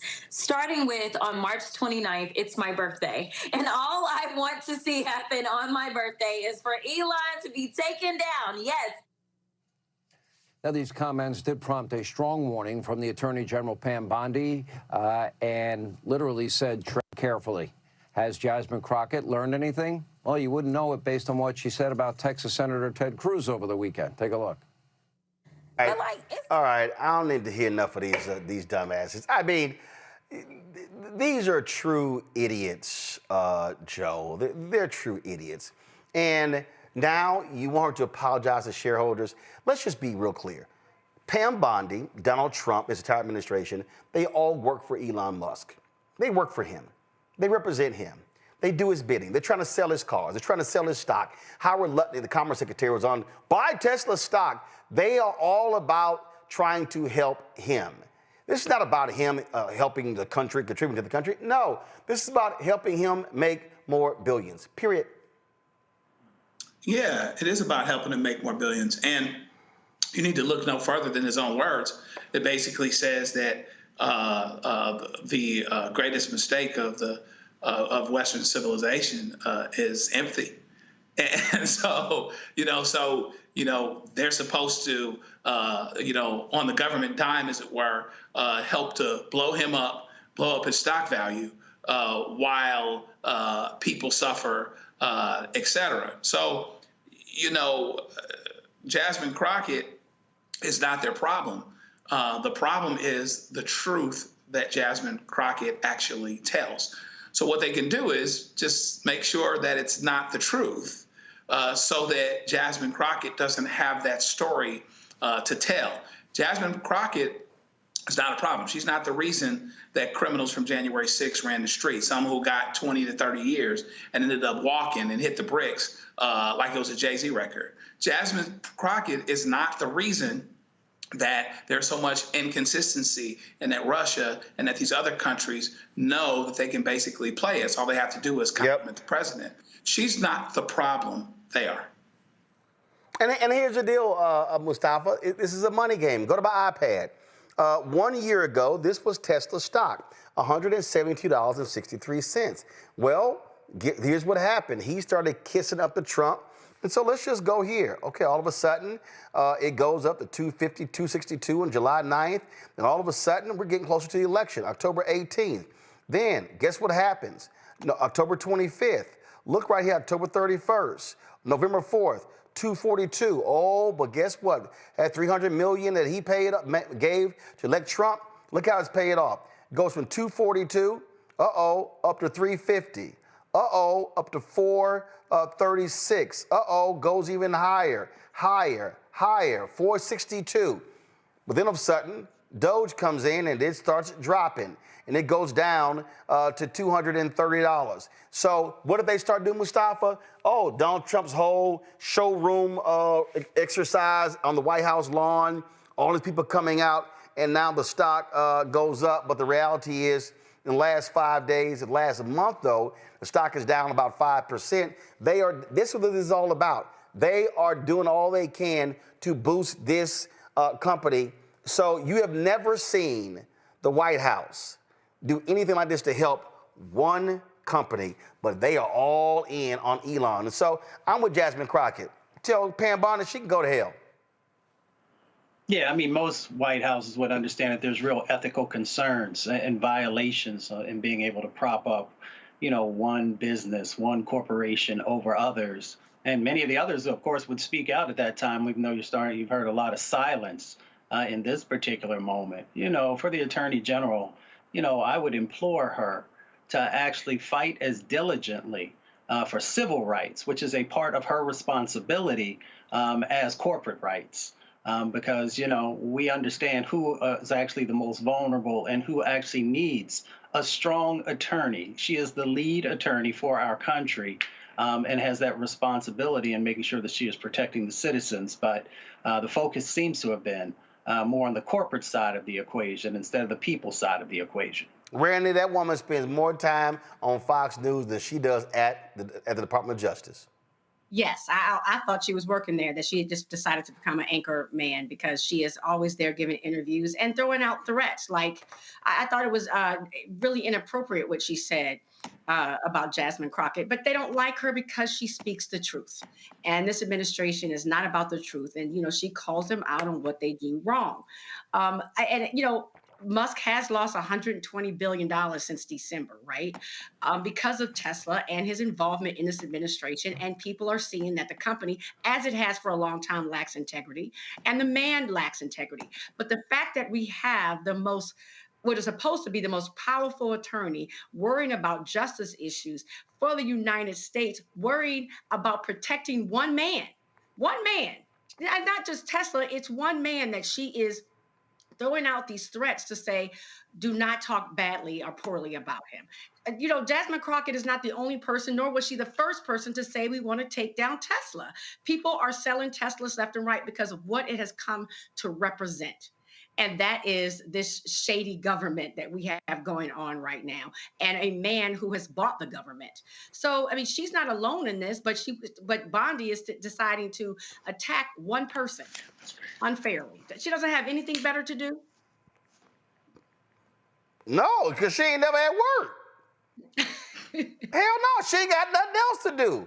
All she does is spend all her damn time on Fox News. That's what she's doing. As simple as that. All right, folks. The 14th Amendment, added to the United States Constitution in 1868, granted citizenship and equal civil and legal rights to African Americans and emancipated slaves following the American Civil War. It includes all individuals born or naturalized in the United States. But guess what? The right really wants to limit that. They're doing all they can to limit that, to limit citizenship, to limit voting rights. Sherilyn Ifill is the Vernon E. Jordan Esquire Endowed Chair in Civil Rights at Howard University's Law School. She's launching the school's 14th Amendment Center for Law and Democracy, which will open on Friday. She joins us right now. Sherilyn, glad to have you here. Before we talk about that, we got to talk about this this executive order that Trump dropped today that some are confused by. At the end of the day, it's attacking citizenship when it comes to voting, it's voting rights as well. For folks who just are unaware of this, just explain just your thoughts about this. Again, it shows you the constant efforts by MAGA and the right wing to deny voting rights, and now they also want to put voting under DOGE. These people, this is really about not having another election for them to have power forever.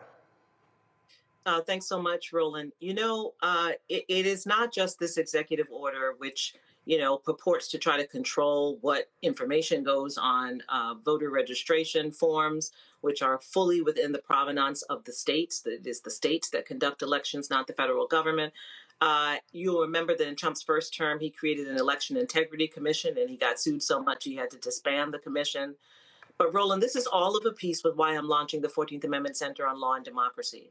There has been an effort almost immediately since the ratification of the 14th Amendment in 1866 to weaken it, to overturn it, to you know, take away its power. The point of the 14th Amendment was to create a new nation. We were going to have a nation for the first time in which Black people would be recognized as full and equal citizenship. It's full and equal citizens. And that's where birthright citizenship came from. Remember, the Plessy versus Ferguson case came in 1896. So that's just 30 years after the ratification of the 14th Amendment. And so by then, you know, it had pretty much been disempowered. You had the Civil Rights Act of 1875 that was overturned by a set of cases in the 1880s. You had U.S. versus Cruikshank, which essentially took away the power of the Ku Klux Klan Acts. We had a Supreme Court that was hostile to the 14th Amendment. And then, of course, we had Klan violence as well. And so all of this conspired to take away what was this promise of full and equal citizenship in the 14th Amendment. And we're still fighting that battle. If you look at all of Trump's EOs, it is shocking and appalling. And I don't think it's been remarked upon enough how many of them are focused on issues of equality, race, and citizenship. It is an agenda that is targeted at the 14th Amendment. And it's called all kinds of other things, you know, these elaborate names of his EOs. But that's the entire point of it.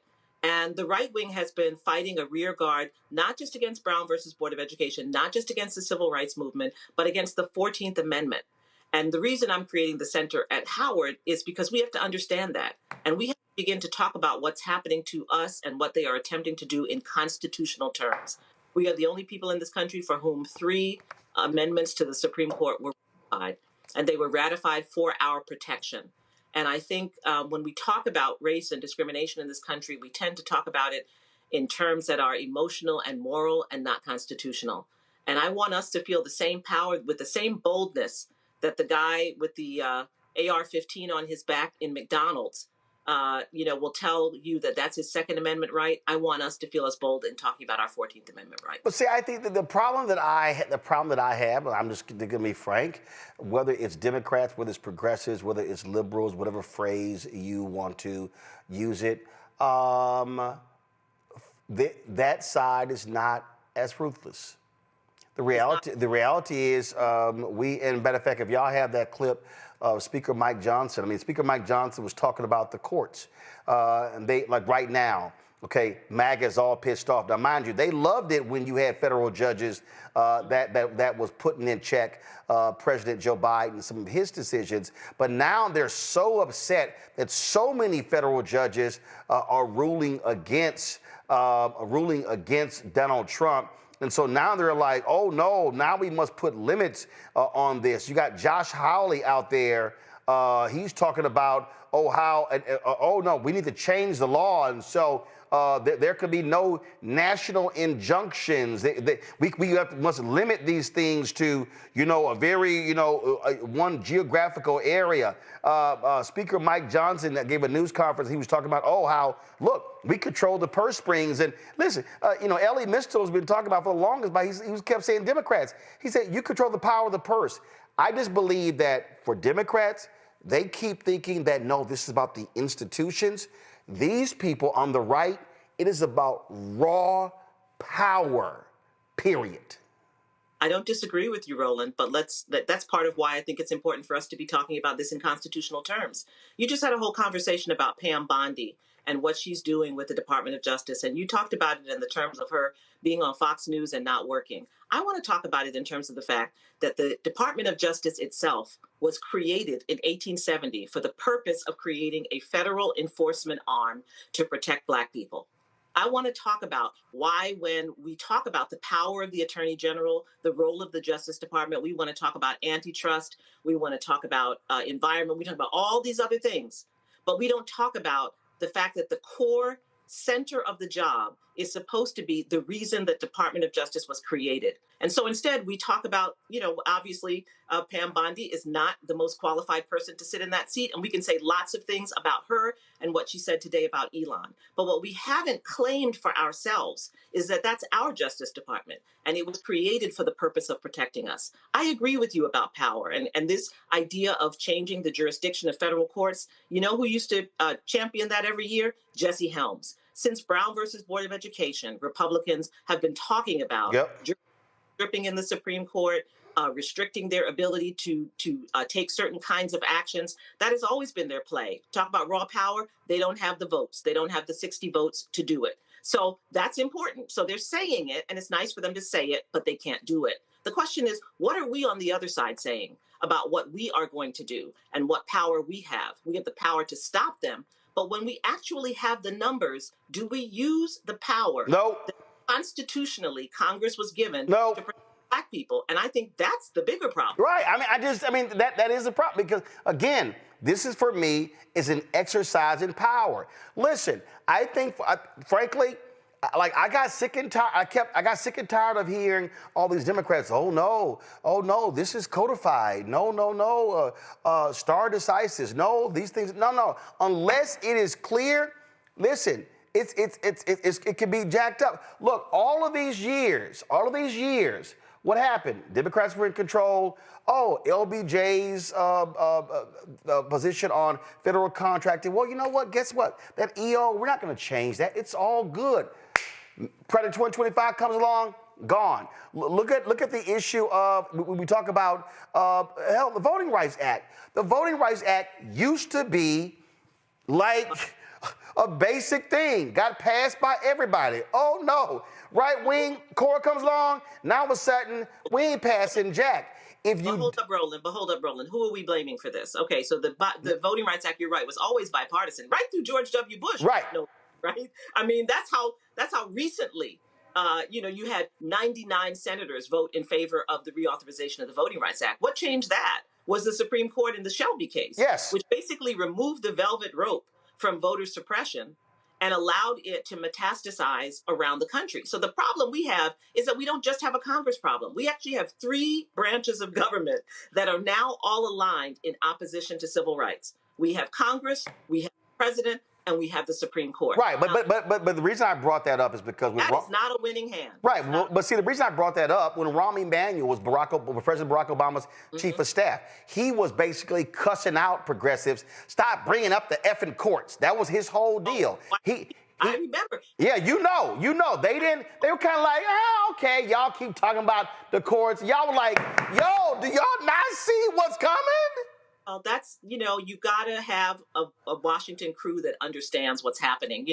People, we talk about Jimmy Carter and his passing. His most consequential contribution domestically was that he was the first president. He created a whole task force to get Black people on the bench. And many of the Black judges that you and I grew up seeing were a result of Jimmy Carter. And those people have now aged out. Now, to his credit, Biden did the same. And he has now appointed more Black judges than anyone on the bench. And he's appointed more judges than anyone on the bench. And that's what the Republicans are mad about. See, I always think it's important, Roland, to figure out when they're flexing power and when they're responding to our power. What they are responding to right now are the judges, many of whom were put there during the Biden administration, right? Dale Ho, Judge Ali, all of these, all former civil rights attorneys, are judges who were just confirmed last year. And so that's what they're angry about. They are responding to the fact that if there's one thing we got right during the Biden years is that we pushed on the judges and we got the judges on the bench. So they're going to say a lot of stuff. They don't have the power right now because they don't have the 60 votes. But one of the reasons I'm creating this center, Roland, is so that we have a space, and this is a nonpartisan center, has nothing to do with the Democrats, but it's about Black people and the 14th Amendment and thinking about how can we create a strategy, a long-term strategy to fulfill the promise of that amendment that was derailed beginning in the 19th century and through most of the 20th century. It was only Thurgood Marshall and the lawyers at the Legal Defense Fund and civil rights activists who actually restored the 14th Amendment in the middle of the 20th century. And now we see this backlash coming from the right again. So we have to have a strategy of how we get out ahead of this. We have a moment right now that we have to fight every day, and that's important. But it's also important that, the future comes whether you like it or not. And the question is, what are we going to do in that future, and what do we want to have in that future? My suggestion is that we begin with what we do have, which is that we have 3 constitutional amendments that are supposed to be powerful. And if we walk in the power of them, when we have political power and when we have narrative power, then we will be able to advance ourselves in ways that cannot be reversed. And that's, the effort of the center. That's what, Thurgood Marshall and that team did. That's why you and I are here right now, Roland, because of what they did, right? And the question is, what are our great-grandchildren going to be able to say? Where are they going to be because of what we did? So the purpose of the center is to really create a place where we can have the kind of conversation you and I are having right now, right? I also think it's disciplinary and it's designed to help us be strategic. I also think we gotta have some really different conversations with Black people. So what I mean by that is, I can't tell you how many times over the last 4 years I had Black folks, and I'm not talking about these nutcase Black MAGA imps. I'm talking about other Black folks, some who may not voted, some who did, who kept saying, all right, and I heard it under Obama, and I also heard it under Biden. You know what, man? You keep bringing these judges up, and I keep sitting there going, literally I kept saying, do you not fucking understand that a president is there a maximum of 8 years? But a federal judge is there for life. That you can have people who serve 30, 40, 50, 60 years as federal judges. That the sheer power of one federal judge is immense. And I always use the example, it's locked into my brain being from Texas. If you are from Texas and you are Gen X and you paid any attention to the news, if you're a baby boomer as well, you know Judge William Wayne Justice. He was forever in the news. He oversaw the Texas prison system. He made rulings when it came to education. This one federal judge literally controlled significant parts of the entire state of Texas. One federal judge. So it drives me crazy when I hear Black people act as if the judges that Biden appointed and the judges that Obama appointed that's insignificant when federal judges rule on everything. If you can have a law passed by the city council and somebody sues, it may be heard in federal court. Roland, it's one of the reasons why at the conference that we have on Friday, we're going to have some federal judges, and we're going to be in conversation about how do federal judges learn about the 14th Amendment, right? Because, I do a lot of judicial education in an effort to expose judges to a better understanding of Reconstruction, of the Civil Rights Movement, of the Civil War amendments that were created for us, because we also can't assume that judges all have that information. But you're absolutely right that judges are essential, an absolutely essential part of understanding how we advance in this country. And we've got to do a better job of educating our own community about that. We've got to do a better job of educating political leaders about that. It's not sexy. And judges are behind, in their chambers and in robes, and people kind of forget that they're there and don't understand the power. So we have to do a better job of helping people block out the noise of the latest sassy thing that somebody said and really help them understand how important the judges are. As I said, I always think it's important for us to pat ourselves on the back when we do well, and we did well during the Biden administration in keeping this on judges, and we need to recognize that we did well. And you were talking about power and using, EOs. I mean, Biden did attempt to do that. That was what the student loan thing was all about. Yeah. But this, I say, when you have three branches of government all aligned, kind of in opposition to civil rights, it's hard, right? Because the Supreme Court told him, no, you can't do that. Right. You don't have the power to do that. So, we're playing a very tough hand, and we're playing an even tougher one now. But my view is that in addition to fighting in the day-to-day, which I have done for 35 years, we have to reserve some of our energy, some of our intellect, some of our convening space, some of our collaboration to strategizing for our future. It comes, and it comes fast. And if we're honest with ourselves, the reason the right has been successful over the past 20 years is they did so. Is this conference open to the public? Is it being live streamed? How can the public access it? Will be recorded, and we will try to have that recording available. We don't have the space to have it as a full public conference, but it is for those on our campus. It is for those who have been invited to the conference. We have a number of amazing speakers who are going to be with us, and a lot of it, Roland, is going to be talking about how ordinary people become makers of constitutional meaning. You shouldn't be leaving it all to people like me, leaving it to lawyers and policy folks.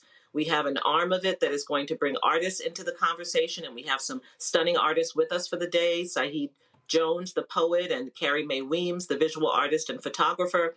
As I said, we have federal judges with us. We have an incredible lineup of historians who are going to really give some vital information. And we have some activists. We have Latasha Brown, co-founder of Black Voters Matter. We have Reverend William Lamar from Metropolitan AME Church, who has done such an incredible job in that lawsuit against the Proud Boys. And we'll be talking about the role of democratic institutions, tech and journalism and so forth, and what their role is in ensuring that the principles and values of the 14th Amendment are advanced. So it's going to be a chock-full day, and our luncheon speaker will be Ava DuVernay. She and I will be in conversation, the filmmaker, and we'll be talking about how film can help do this kind of education work that you and I are talking about that we need in our own community. So you say recorded, but how will the public, I mean, you have all of these great conversations, but how is the public going to be able to access it? Yeah, they won't be able to see it in real time, but once we have the recording, we will post the recording. It'll be available on the website so that people can see the conversation. Got it. I mean, but do y'all want it in real time? Why, you coming? No, I'm asking. Do y'all want it to be done in real time? I think it's a little late for that. How? Well, call me. Call me. Okay, that ain't. we move in 2-3 hours. You talking about Friday? That's 3 days from now, Shirley. That's easy. Let's talk about it. All right, ain't no big thing. That's easy for us. We do this every day. All right. All right, Roland. All right. Well, first of all, is there a website for the center? Where can people go? Well, you should now go to the Howard Law School website. The 14th Amendment website will be launching soon. We do have social media. We're on Instagram. You can follow me and follow my Substack, and I'll be providing information about it until we get all fully stood up. But this is an important time. As you know, the Supreme Court is going to take up the birthright citizenship question shortly. And so it'll be an important time to educate our own community about why this case is important for us. All right. Shirley, we appreciate it. Thanks a lot. Thank you, Roland. Bye. Folks, we're just telling you about, again, how the right wants to go after these judges. Here's Speaker Mike Johnson literally saying, okay, this is how we could target these judges. Watch. A natural tension between the branches of the government, and we're working through that. The Judiciary Committee is looking at alternatives. One of the bills that I really like that's already been through committee was authored by Representative Darrell Issa, and that would limit the scope of federal injunctions, the ability of one individual judge to abuse the system in this way. And it would be, in my view, a dramatic improvement on that. So we'll be moving, I think, that piece of legislation and some others to address it because we have an Article I authority under the Constitution to do that.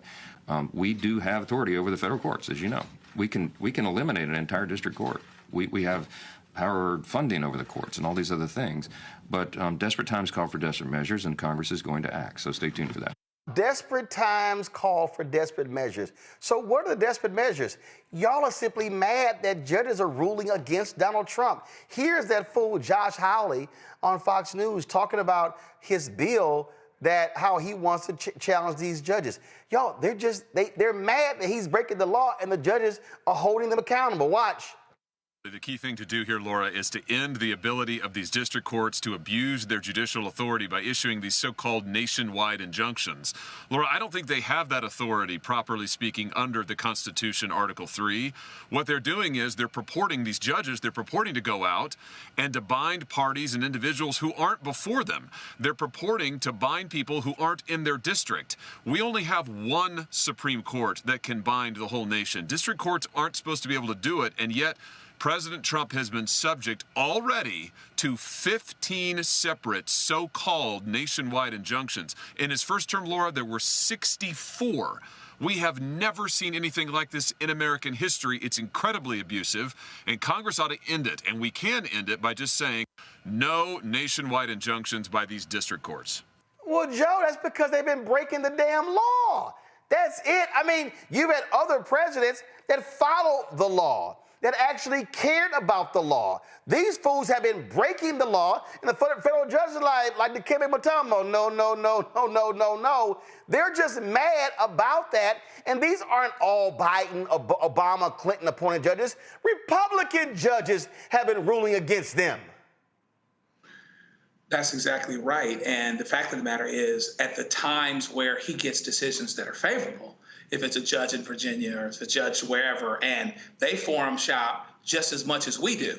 They look to file things in jurisdictions that they think would be friendly because they know that a federal judge can bind nationally. They know that. And when it works for them, it's fine. But when it doesn't work for them, we want to get rid of it. We want to throw out the baby with the bathwater. That's the power of the federal judge. And by the way, as attorneys, I can be an attorney in any state and go practice in any federal court in America. Why? Because federal is king.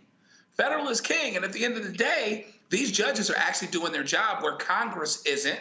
And therefore, he's getting more L's than he's getting W's. And so now, once again, just like anything else, you want to change the rules. So the feds, the federal judges actually are overexerting their authority or whatever else. But now what you want to do is keep them from doing that. So all that you have left is unchecked executive authority, right, and overreach and law creating and all of these other things. So you can't have it both ways. The same thing that'll make you laugh and make you cry. And as it pertains to the judges and the things that are going on judicially, they're throwing a bunch of stuff on the wall, they're being the Trump administration, that are just clearly unconstitutional. And that's why they're losing with Democratic and Republican judges alike.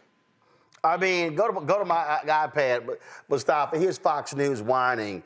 Trump's first administration faced 64 injunctions out of a total 127 nationwide injunctions issued since 1963. Yeah, because you kept breaking the damn law. Yeah, that and, right, if you're serious, then put legislation forward. Put legislation forward, let it go through the system. And then, you know, folks would have so much more confidence, and it would go through a process where everybody has the opportunity to participate and all the things that are critical. You know, this is about erasure for them, right? It is erasure of access. It is erasure of rights. And they're playing the game in a very strategic way. So you heard him say, you know, the Speaker of the House, that, you know, we'll look at how we can take away resources from the courts, right? So if they don't have the necessary dollars, then it makes it more difficult for them to be able to adjudicate the cases that are there, right? If you don't have the staff, you don't have the resources to be able to do that. So folks need to pay attention to of the critical steps that folks need to get engaged with to hold accountability for the actions that people are trying to do. And if you don't get engaged, if you don't educate yourself, folks will just run around you, and they'll be asking the question, how did we find ourselves here? We have 3 branches of government for a reason. And they would love for it to no longer even have 3 branches, that just the president gets to make all decisions, and that is the final edict, if you will. So we have to pay attention, we have to get engaged, and we have to make sure that we are, educating ourselves, at least on a basic level, of what is going on and how it's playing out and where our access points are. Randy, the fundamental problem is this here. They control the White House, they control the House, they control the Senate, and they're pissed that they don't fully control the courts. That's all this is about. They want to run and control it all. They don't want any any ability to stop them from implementing their agenda. They want it all.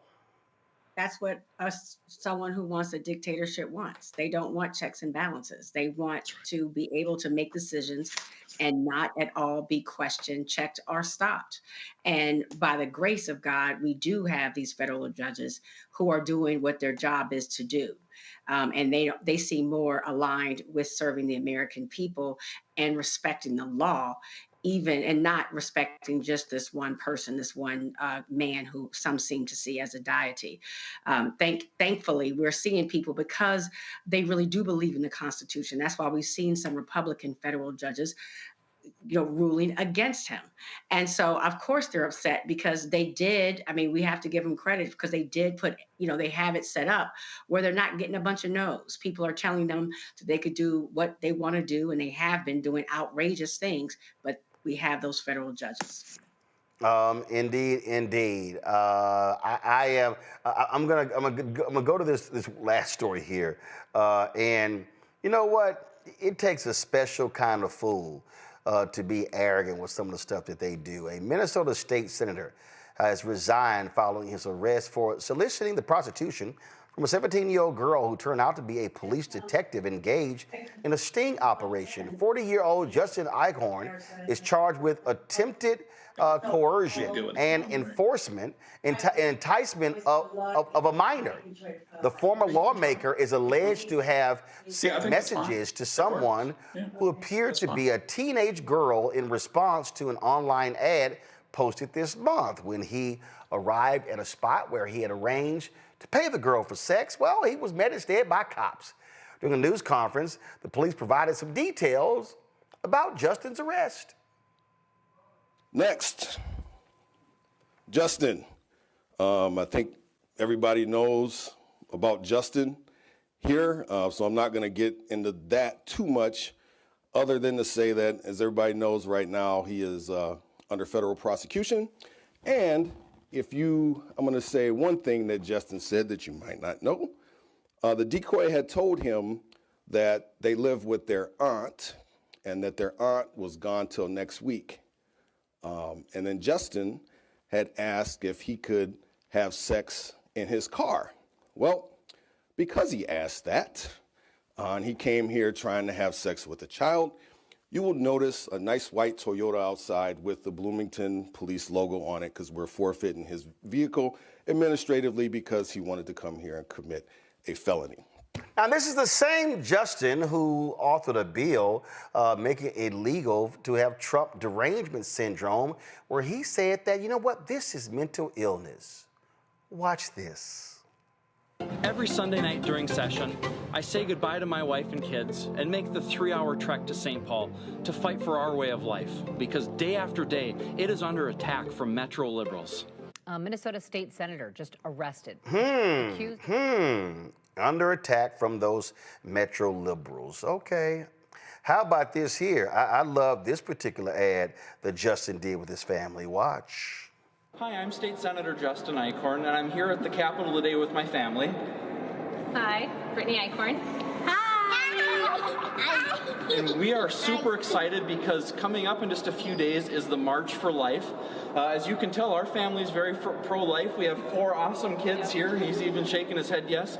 But we really invite families to come out and be a part of this event. It's an important family-friendly event that's just great for your family and your kids to come and be a part of and experience and support pro-life things. And while you're down here, we would love the opportunity to say hi to you. Please stop by my office and we can talk about pro-life issues or any other issues you may be having or things you're thinking about the district. So we look forward to seeing you on Tuesday the 22nd for the March for Life. See you soon. Bye. Well, there's a whole lot he could be talking about sitting his ass in jail, Randy. The hypocrisy. There's always, the Republicans have this traditional family. We're so conservative. We want things to be a certain way. And then it always seems as if some story comes up that behind our backs, they're just buck wild and they're just nasty at doing these things. So when he says, he wants to protect his way of life, I was like, the one you're portraying, or, trying to hook up with a 17-year-old? Which way of life are you trying to protect? Because the two are not aligned at all. Now, this is why he resigned, because they were going to drop this bill against him. Watch this. At the second order of business, which is executive and official communications, the Secretary will report the communication. Governor Waltz, I am resigning my seat in the Minnesota Senate for District 6 effective immediately. I must focus on personal matters at this time. It has been an honor to serve in the Minnesota Senate. Sincerely, Justin Eichhorn. Member, there is no action required as a result of that executive and official communication. Joe, he has some personal issues to deal with. And as the great Teddy P once said, and maybe my favorite tune, at the hook, he says, I think you better let it go. Let it go. So he figured out that he was done. And unfortunately, sexual assault, trafficking, use of children, sexual harassment, fill in the blank. They know no party. Today, in the last 6 months, I've dealt with sexual harassment employment cases against both Democrats and Republicans. And somebody came to me and asked me about doing one against a Democrat. And I'm like, why wouldn't he? If he's a sexual harasser, that knows no party. And so at the end of the day, that's what you have. And again, we're living with that hypocrisy. And listen, nobody's perfect. Bible says, let he who is without sin cast the first stone. But you have no business, or my mom would say, you ain't got no business positioning yourself to harm children, particularly given that it's so different than what you proclaim, and then blame other folks for how they live, for having alternative lifestyles, or fill in the blank. So it's sick and it's disgusting, but jail will even it out for him, and that's just where he is. And I don't have an ounce of sympathy for this cat at all. This is not somebody having a consensual relationship with an adult, Mustafa. He was trying to have sex with a 17-year-old girl in the car. Well, Randy said it. She said they just nasty. And that's exactly what it is. I mean, it's not a laughing matter. We know pedophilia. We know these assaults on young women and sometimes young boys takes place, and that it needs to be addressed. My grandmother says, when you know better, do better. I was looking into the eyes of his children and how they are going to be impacted by the decisions that he made. He's supposed to come from this family values that folks used to use as their bumper sticker for that, for that party. But these family values don't seem to be in alignment with what most people believe in the 21st century. Maybe back in the 1700s or 1800s, maybe his behavior would have been seen as normal then. It's hard for me to even conceptualize that. You literally were willing to damage a young person for your own sexual gratification. You were willing to destroy your family and your legacy for these types of actions that you were willing to do. And now, because you made a choice, you now get to spend time behind bars. So, I hope his family heals, whether it's his wife and his children. But at the same time, I hope we will pay better attention to these gaps that still exist inside of our society, and these men primarily who are the ones who continue to bring this harm into our communities. Indeed. All right, y'all, real quick, go to my iPad. Democratic House Leader Hakeem Jeffries is actually calling on Donald Trump to fire Pete Hegseth. He said Pete Hegseth is the most unqualified Secretary of Defense in American history. His continued presence in the top position of leadership at the Pentagon threatens the nation's security and puts our brave men and women in uniform throughout the world in danger. The so-called Secretary of Defense recklessly and casually disclosed highly sensitive war plans, including the timing of a pending attack, possible strike targets, and the weapons to be used during an unclassified national security group chat that inexplicably included a reporter. His behavior shocks the conscience, risks American lives, and likely violated the law. Secretary of Defense Pete Hegseth should be fired immediately. Sincerely, Hakeem Jeffries, Democratic leader. But before we go, I got to tell y'all this here. So while we have been live, of course, this fool Mike Waltz went on Laura Ingram's show on Fox News. And you know what? I got to leave out with this comedy. Now, just for all three of you, Mustafa, you're on Signal? I have it, but I haven't utilized it in a long time. Okay, you're on it. Randy, you're on it. And then Joe, you're on Signal? Got on it this morning. Okay. I want all of y'all to listen to this fool. Like, dude, stop digging. Listen. I built the group my job is to make sure everything's coordinated. But how did the number? I mean, I don't mean to be pedantic here, but how did the number? Have you ever had somebody's contact that shows their name and then you have somebody else's number there? I never make those mistakes. Right? You got somebody else's number on someone else's contact. So of course I didn't see this loser in the group. It looked like someone else. Now whether he did it deliberately or it happened in some other technical mean is something we're trying to figure out. So Laura Ingram's kind of like, dude, what the fuck? Like, you just spinning shit. You just, like, so what? He deliberately hacked his way into the, come on. Y'all, all of us on Signal. You can't, oh yeah, I'm going to put my name as something else and I'm going to hack my way. Joe gone. This is one where take the L. Just take the L.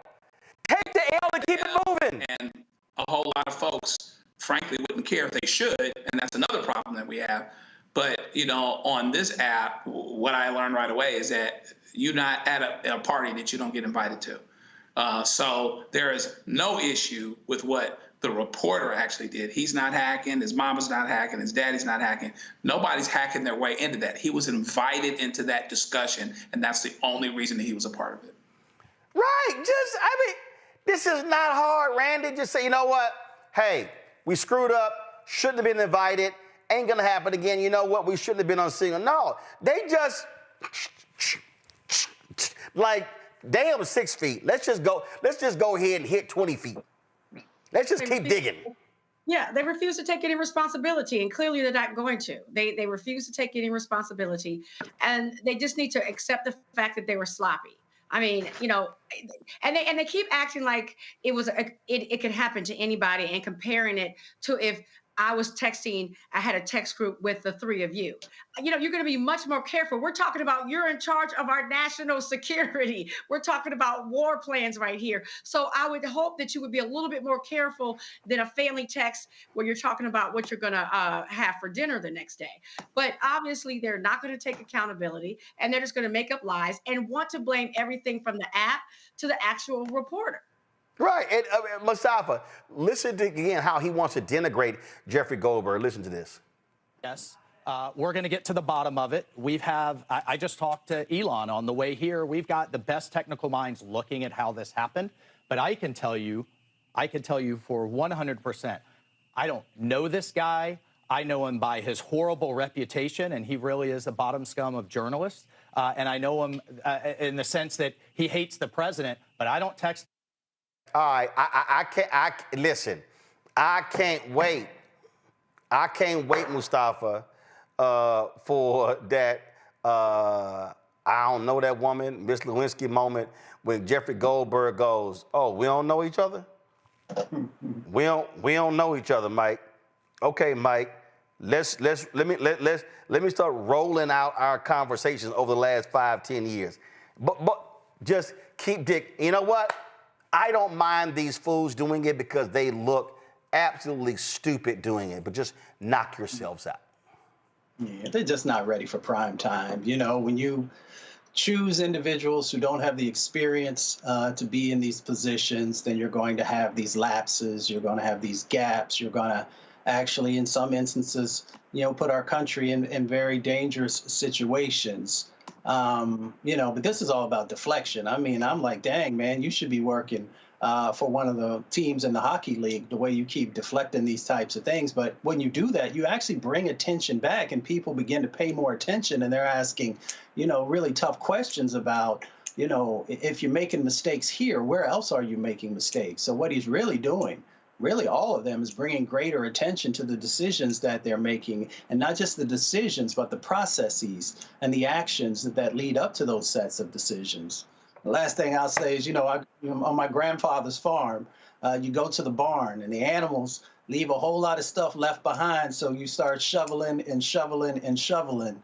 And that's what we continue to see over the last few days in the relationship of this. People trying to move that excrement out of the way. But they just got to do better. I mean, the country needs people to actually do their job at a very high level, because when you don't, in relationship to national security, in relationship to these intelligence issues, there are serious repercussions that ripple, not just in the moment, but throughout the time. So we'll see how it all plays out.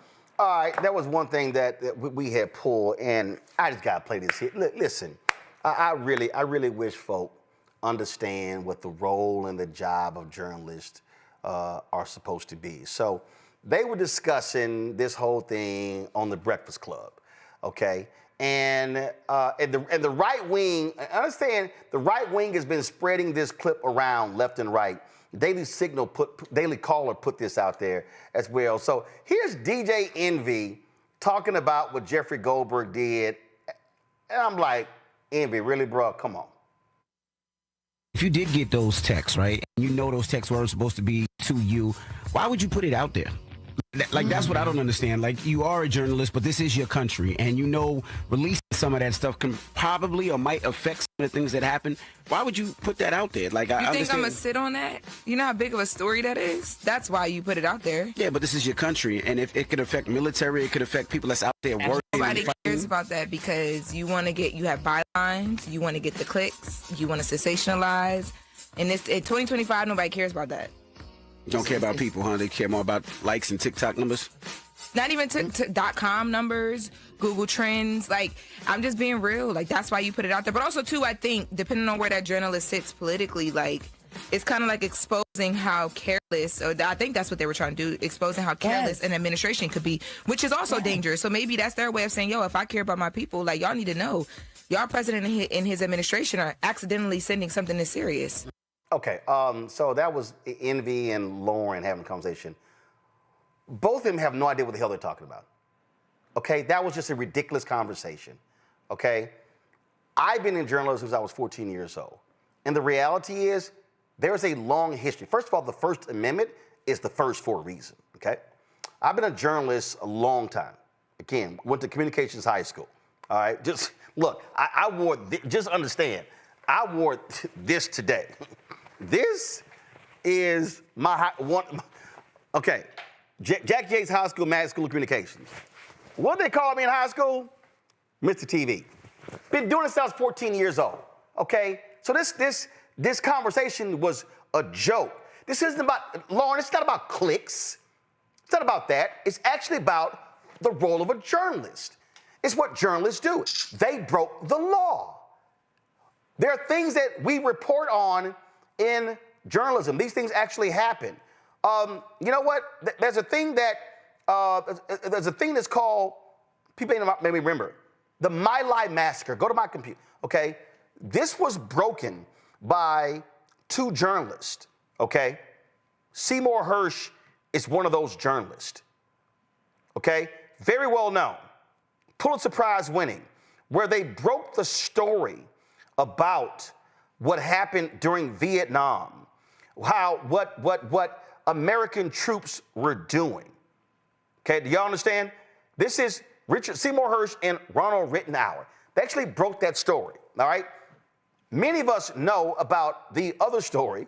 It's been documentaries, it's been movies, the movie The Post centered around it, the Pentagon Papers. Daniel Ellsberg got a hold of the voluminous history of the Vietnam War. Come on, go to my iPad. All right, this is for the National Archives, okay? It literally breaks it down. But Daniel Ellsberg, he was working with the Rand Corporation. He was so shocked by what he saw in Vietnam, but also the lies that were being told by the American people. And so he then passed on the Pentagon Papers to the New York Times. and the New York Times, the Nixon administration went after them and then tried to get them to stop it. They got an injunction. And what then happened was the Washington Post then began to report on it as well. Okay, the Supreme Court ruled in favor of the New York Times and the Washington Post. This is what journalists do every single day. Folks, I have a copy of this book, which is an amazing book by Ethan Michael McKaylee. It's called The Defender. How the legendary black newspaper changed America. Okay, this is what this book looks like. If you read this book, you know what you will discover? During World War II, the United States actually threatened to sue and to imprison black newspapers because the black newspapers were writing about racism that black troops had faced in the United States military.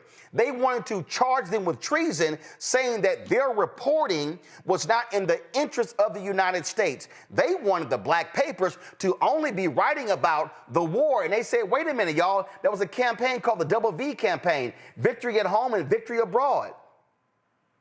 That's what black papers were doing.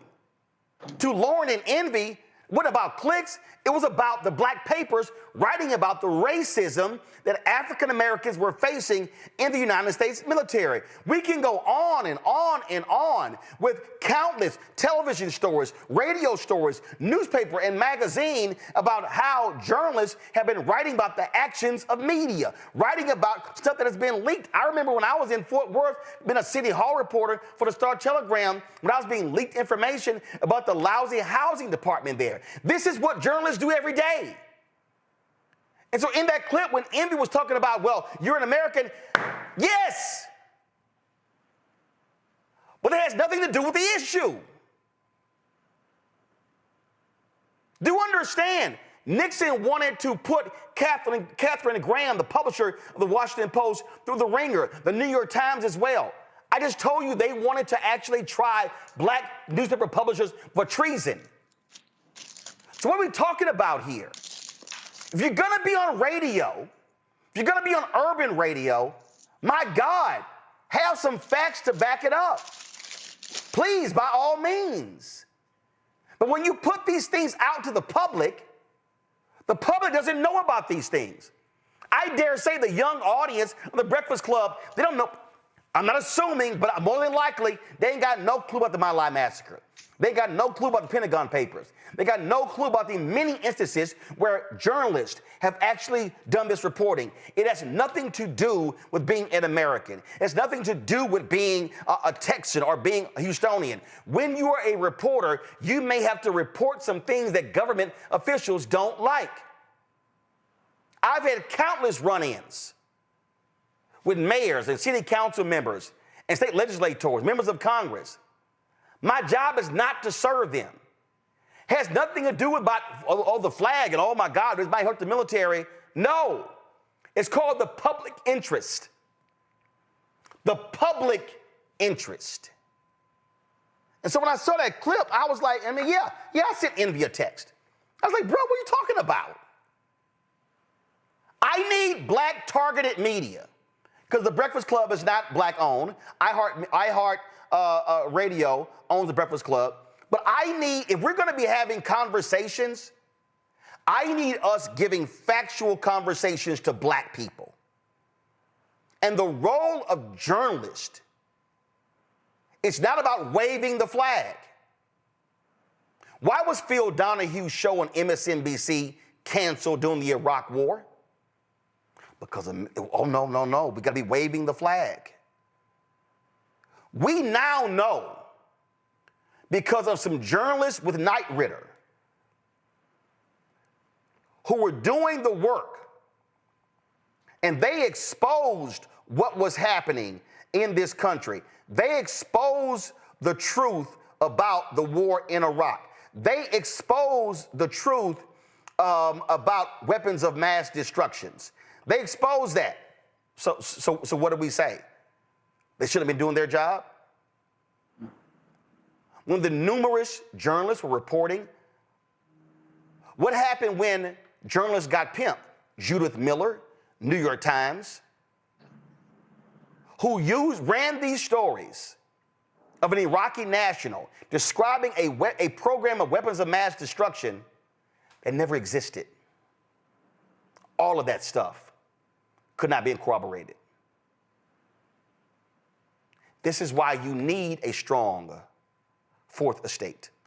This is why you need journalists. There's a difference between somebody talking on the radio and somebody reporting the news. There's a difference between somebody who's out there gathering the facts than somebody expounding on what they read. And so I just need our people to understand.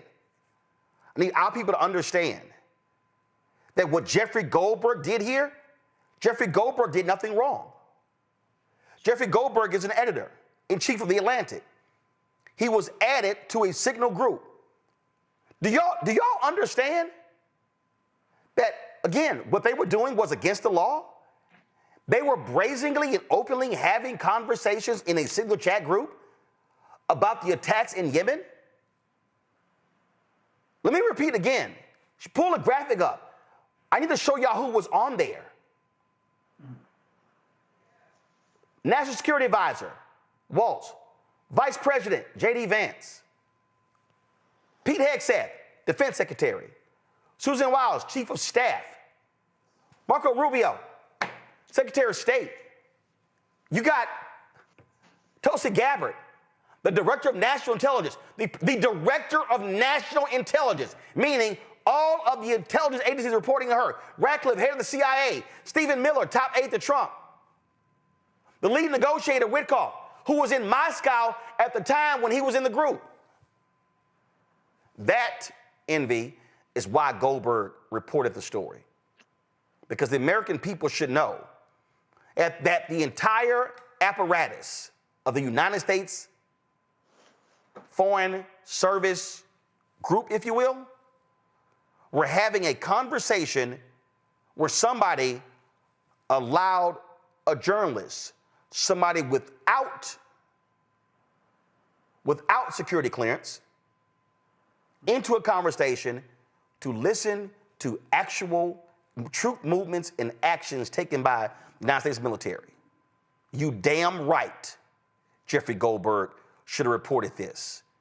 This is what our job is. Simple as that. Final comment from our panel on this. Randy, you first. Journalists are the people who provide the truth for us. They allow us to make the decisions. I mean, they are so vital to America. I mean, everything you said, it was just was spot on. I don't think that Goldberg, he's not an influencer. I don't think he's worried about clicks and likes, but he is worried about being true to his profession. And that really makes him a true American.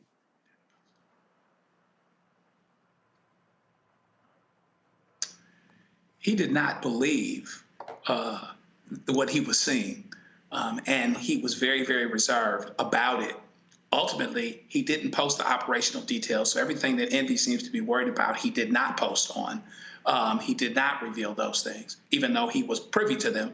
And the other part is, at the end of the day, this is news. Something being done that's against national security interests, and possibly breaking the law. That is the definition, the quintessential definition of news. But it's not news that these guys are incompetent, that the intelligence community, people that are leading it, is not necessarily so intelligent. And so the idea that this is one of the reasons and one of the ways in which they're not so intelligent and don't have it together is absolutely news. But the cat's already out of the bag. And Envy, that is not this particular person's fault. Mustafa. The role of journalism is to place a spotlight on the truth, even when truth is inconvenient, dangerous, or denied. Indeed, indeed. And folks, go to my iPad. This, Knight Ridder, how a small team of U.S. journalists got it right on Iraq.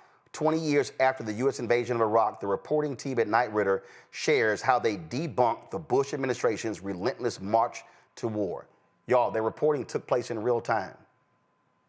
If people had listened to these reporters at Knight Ridder, we would not have entered that war.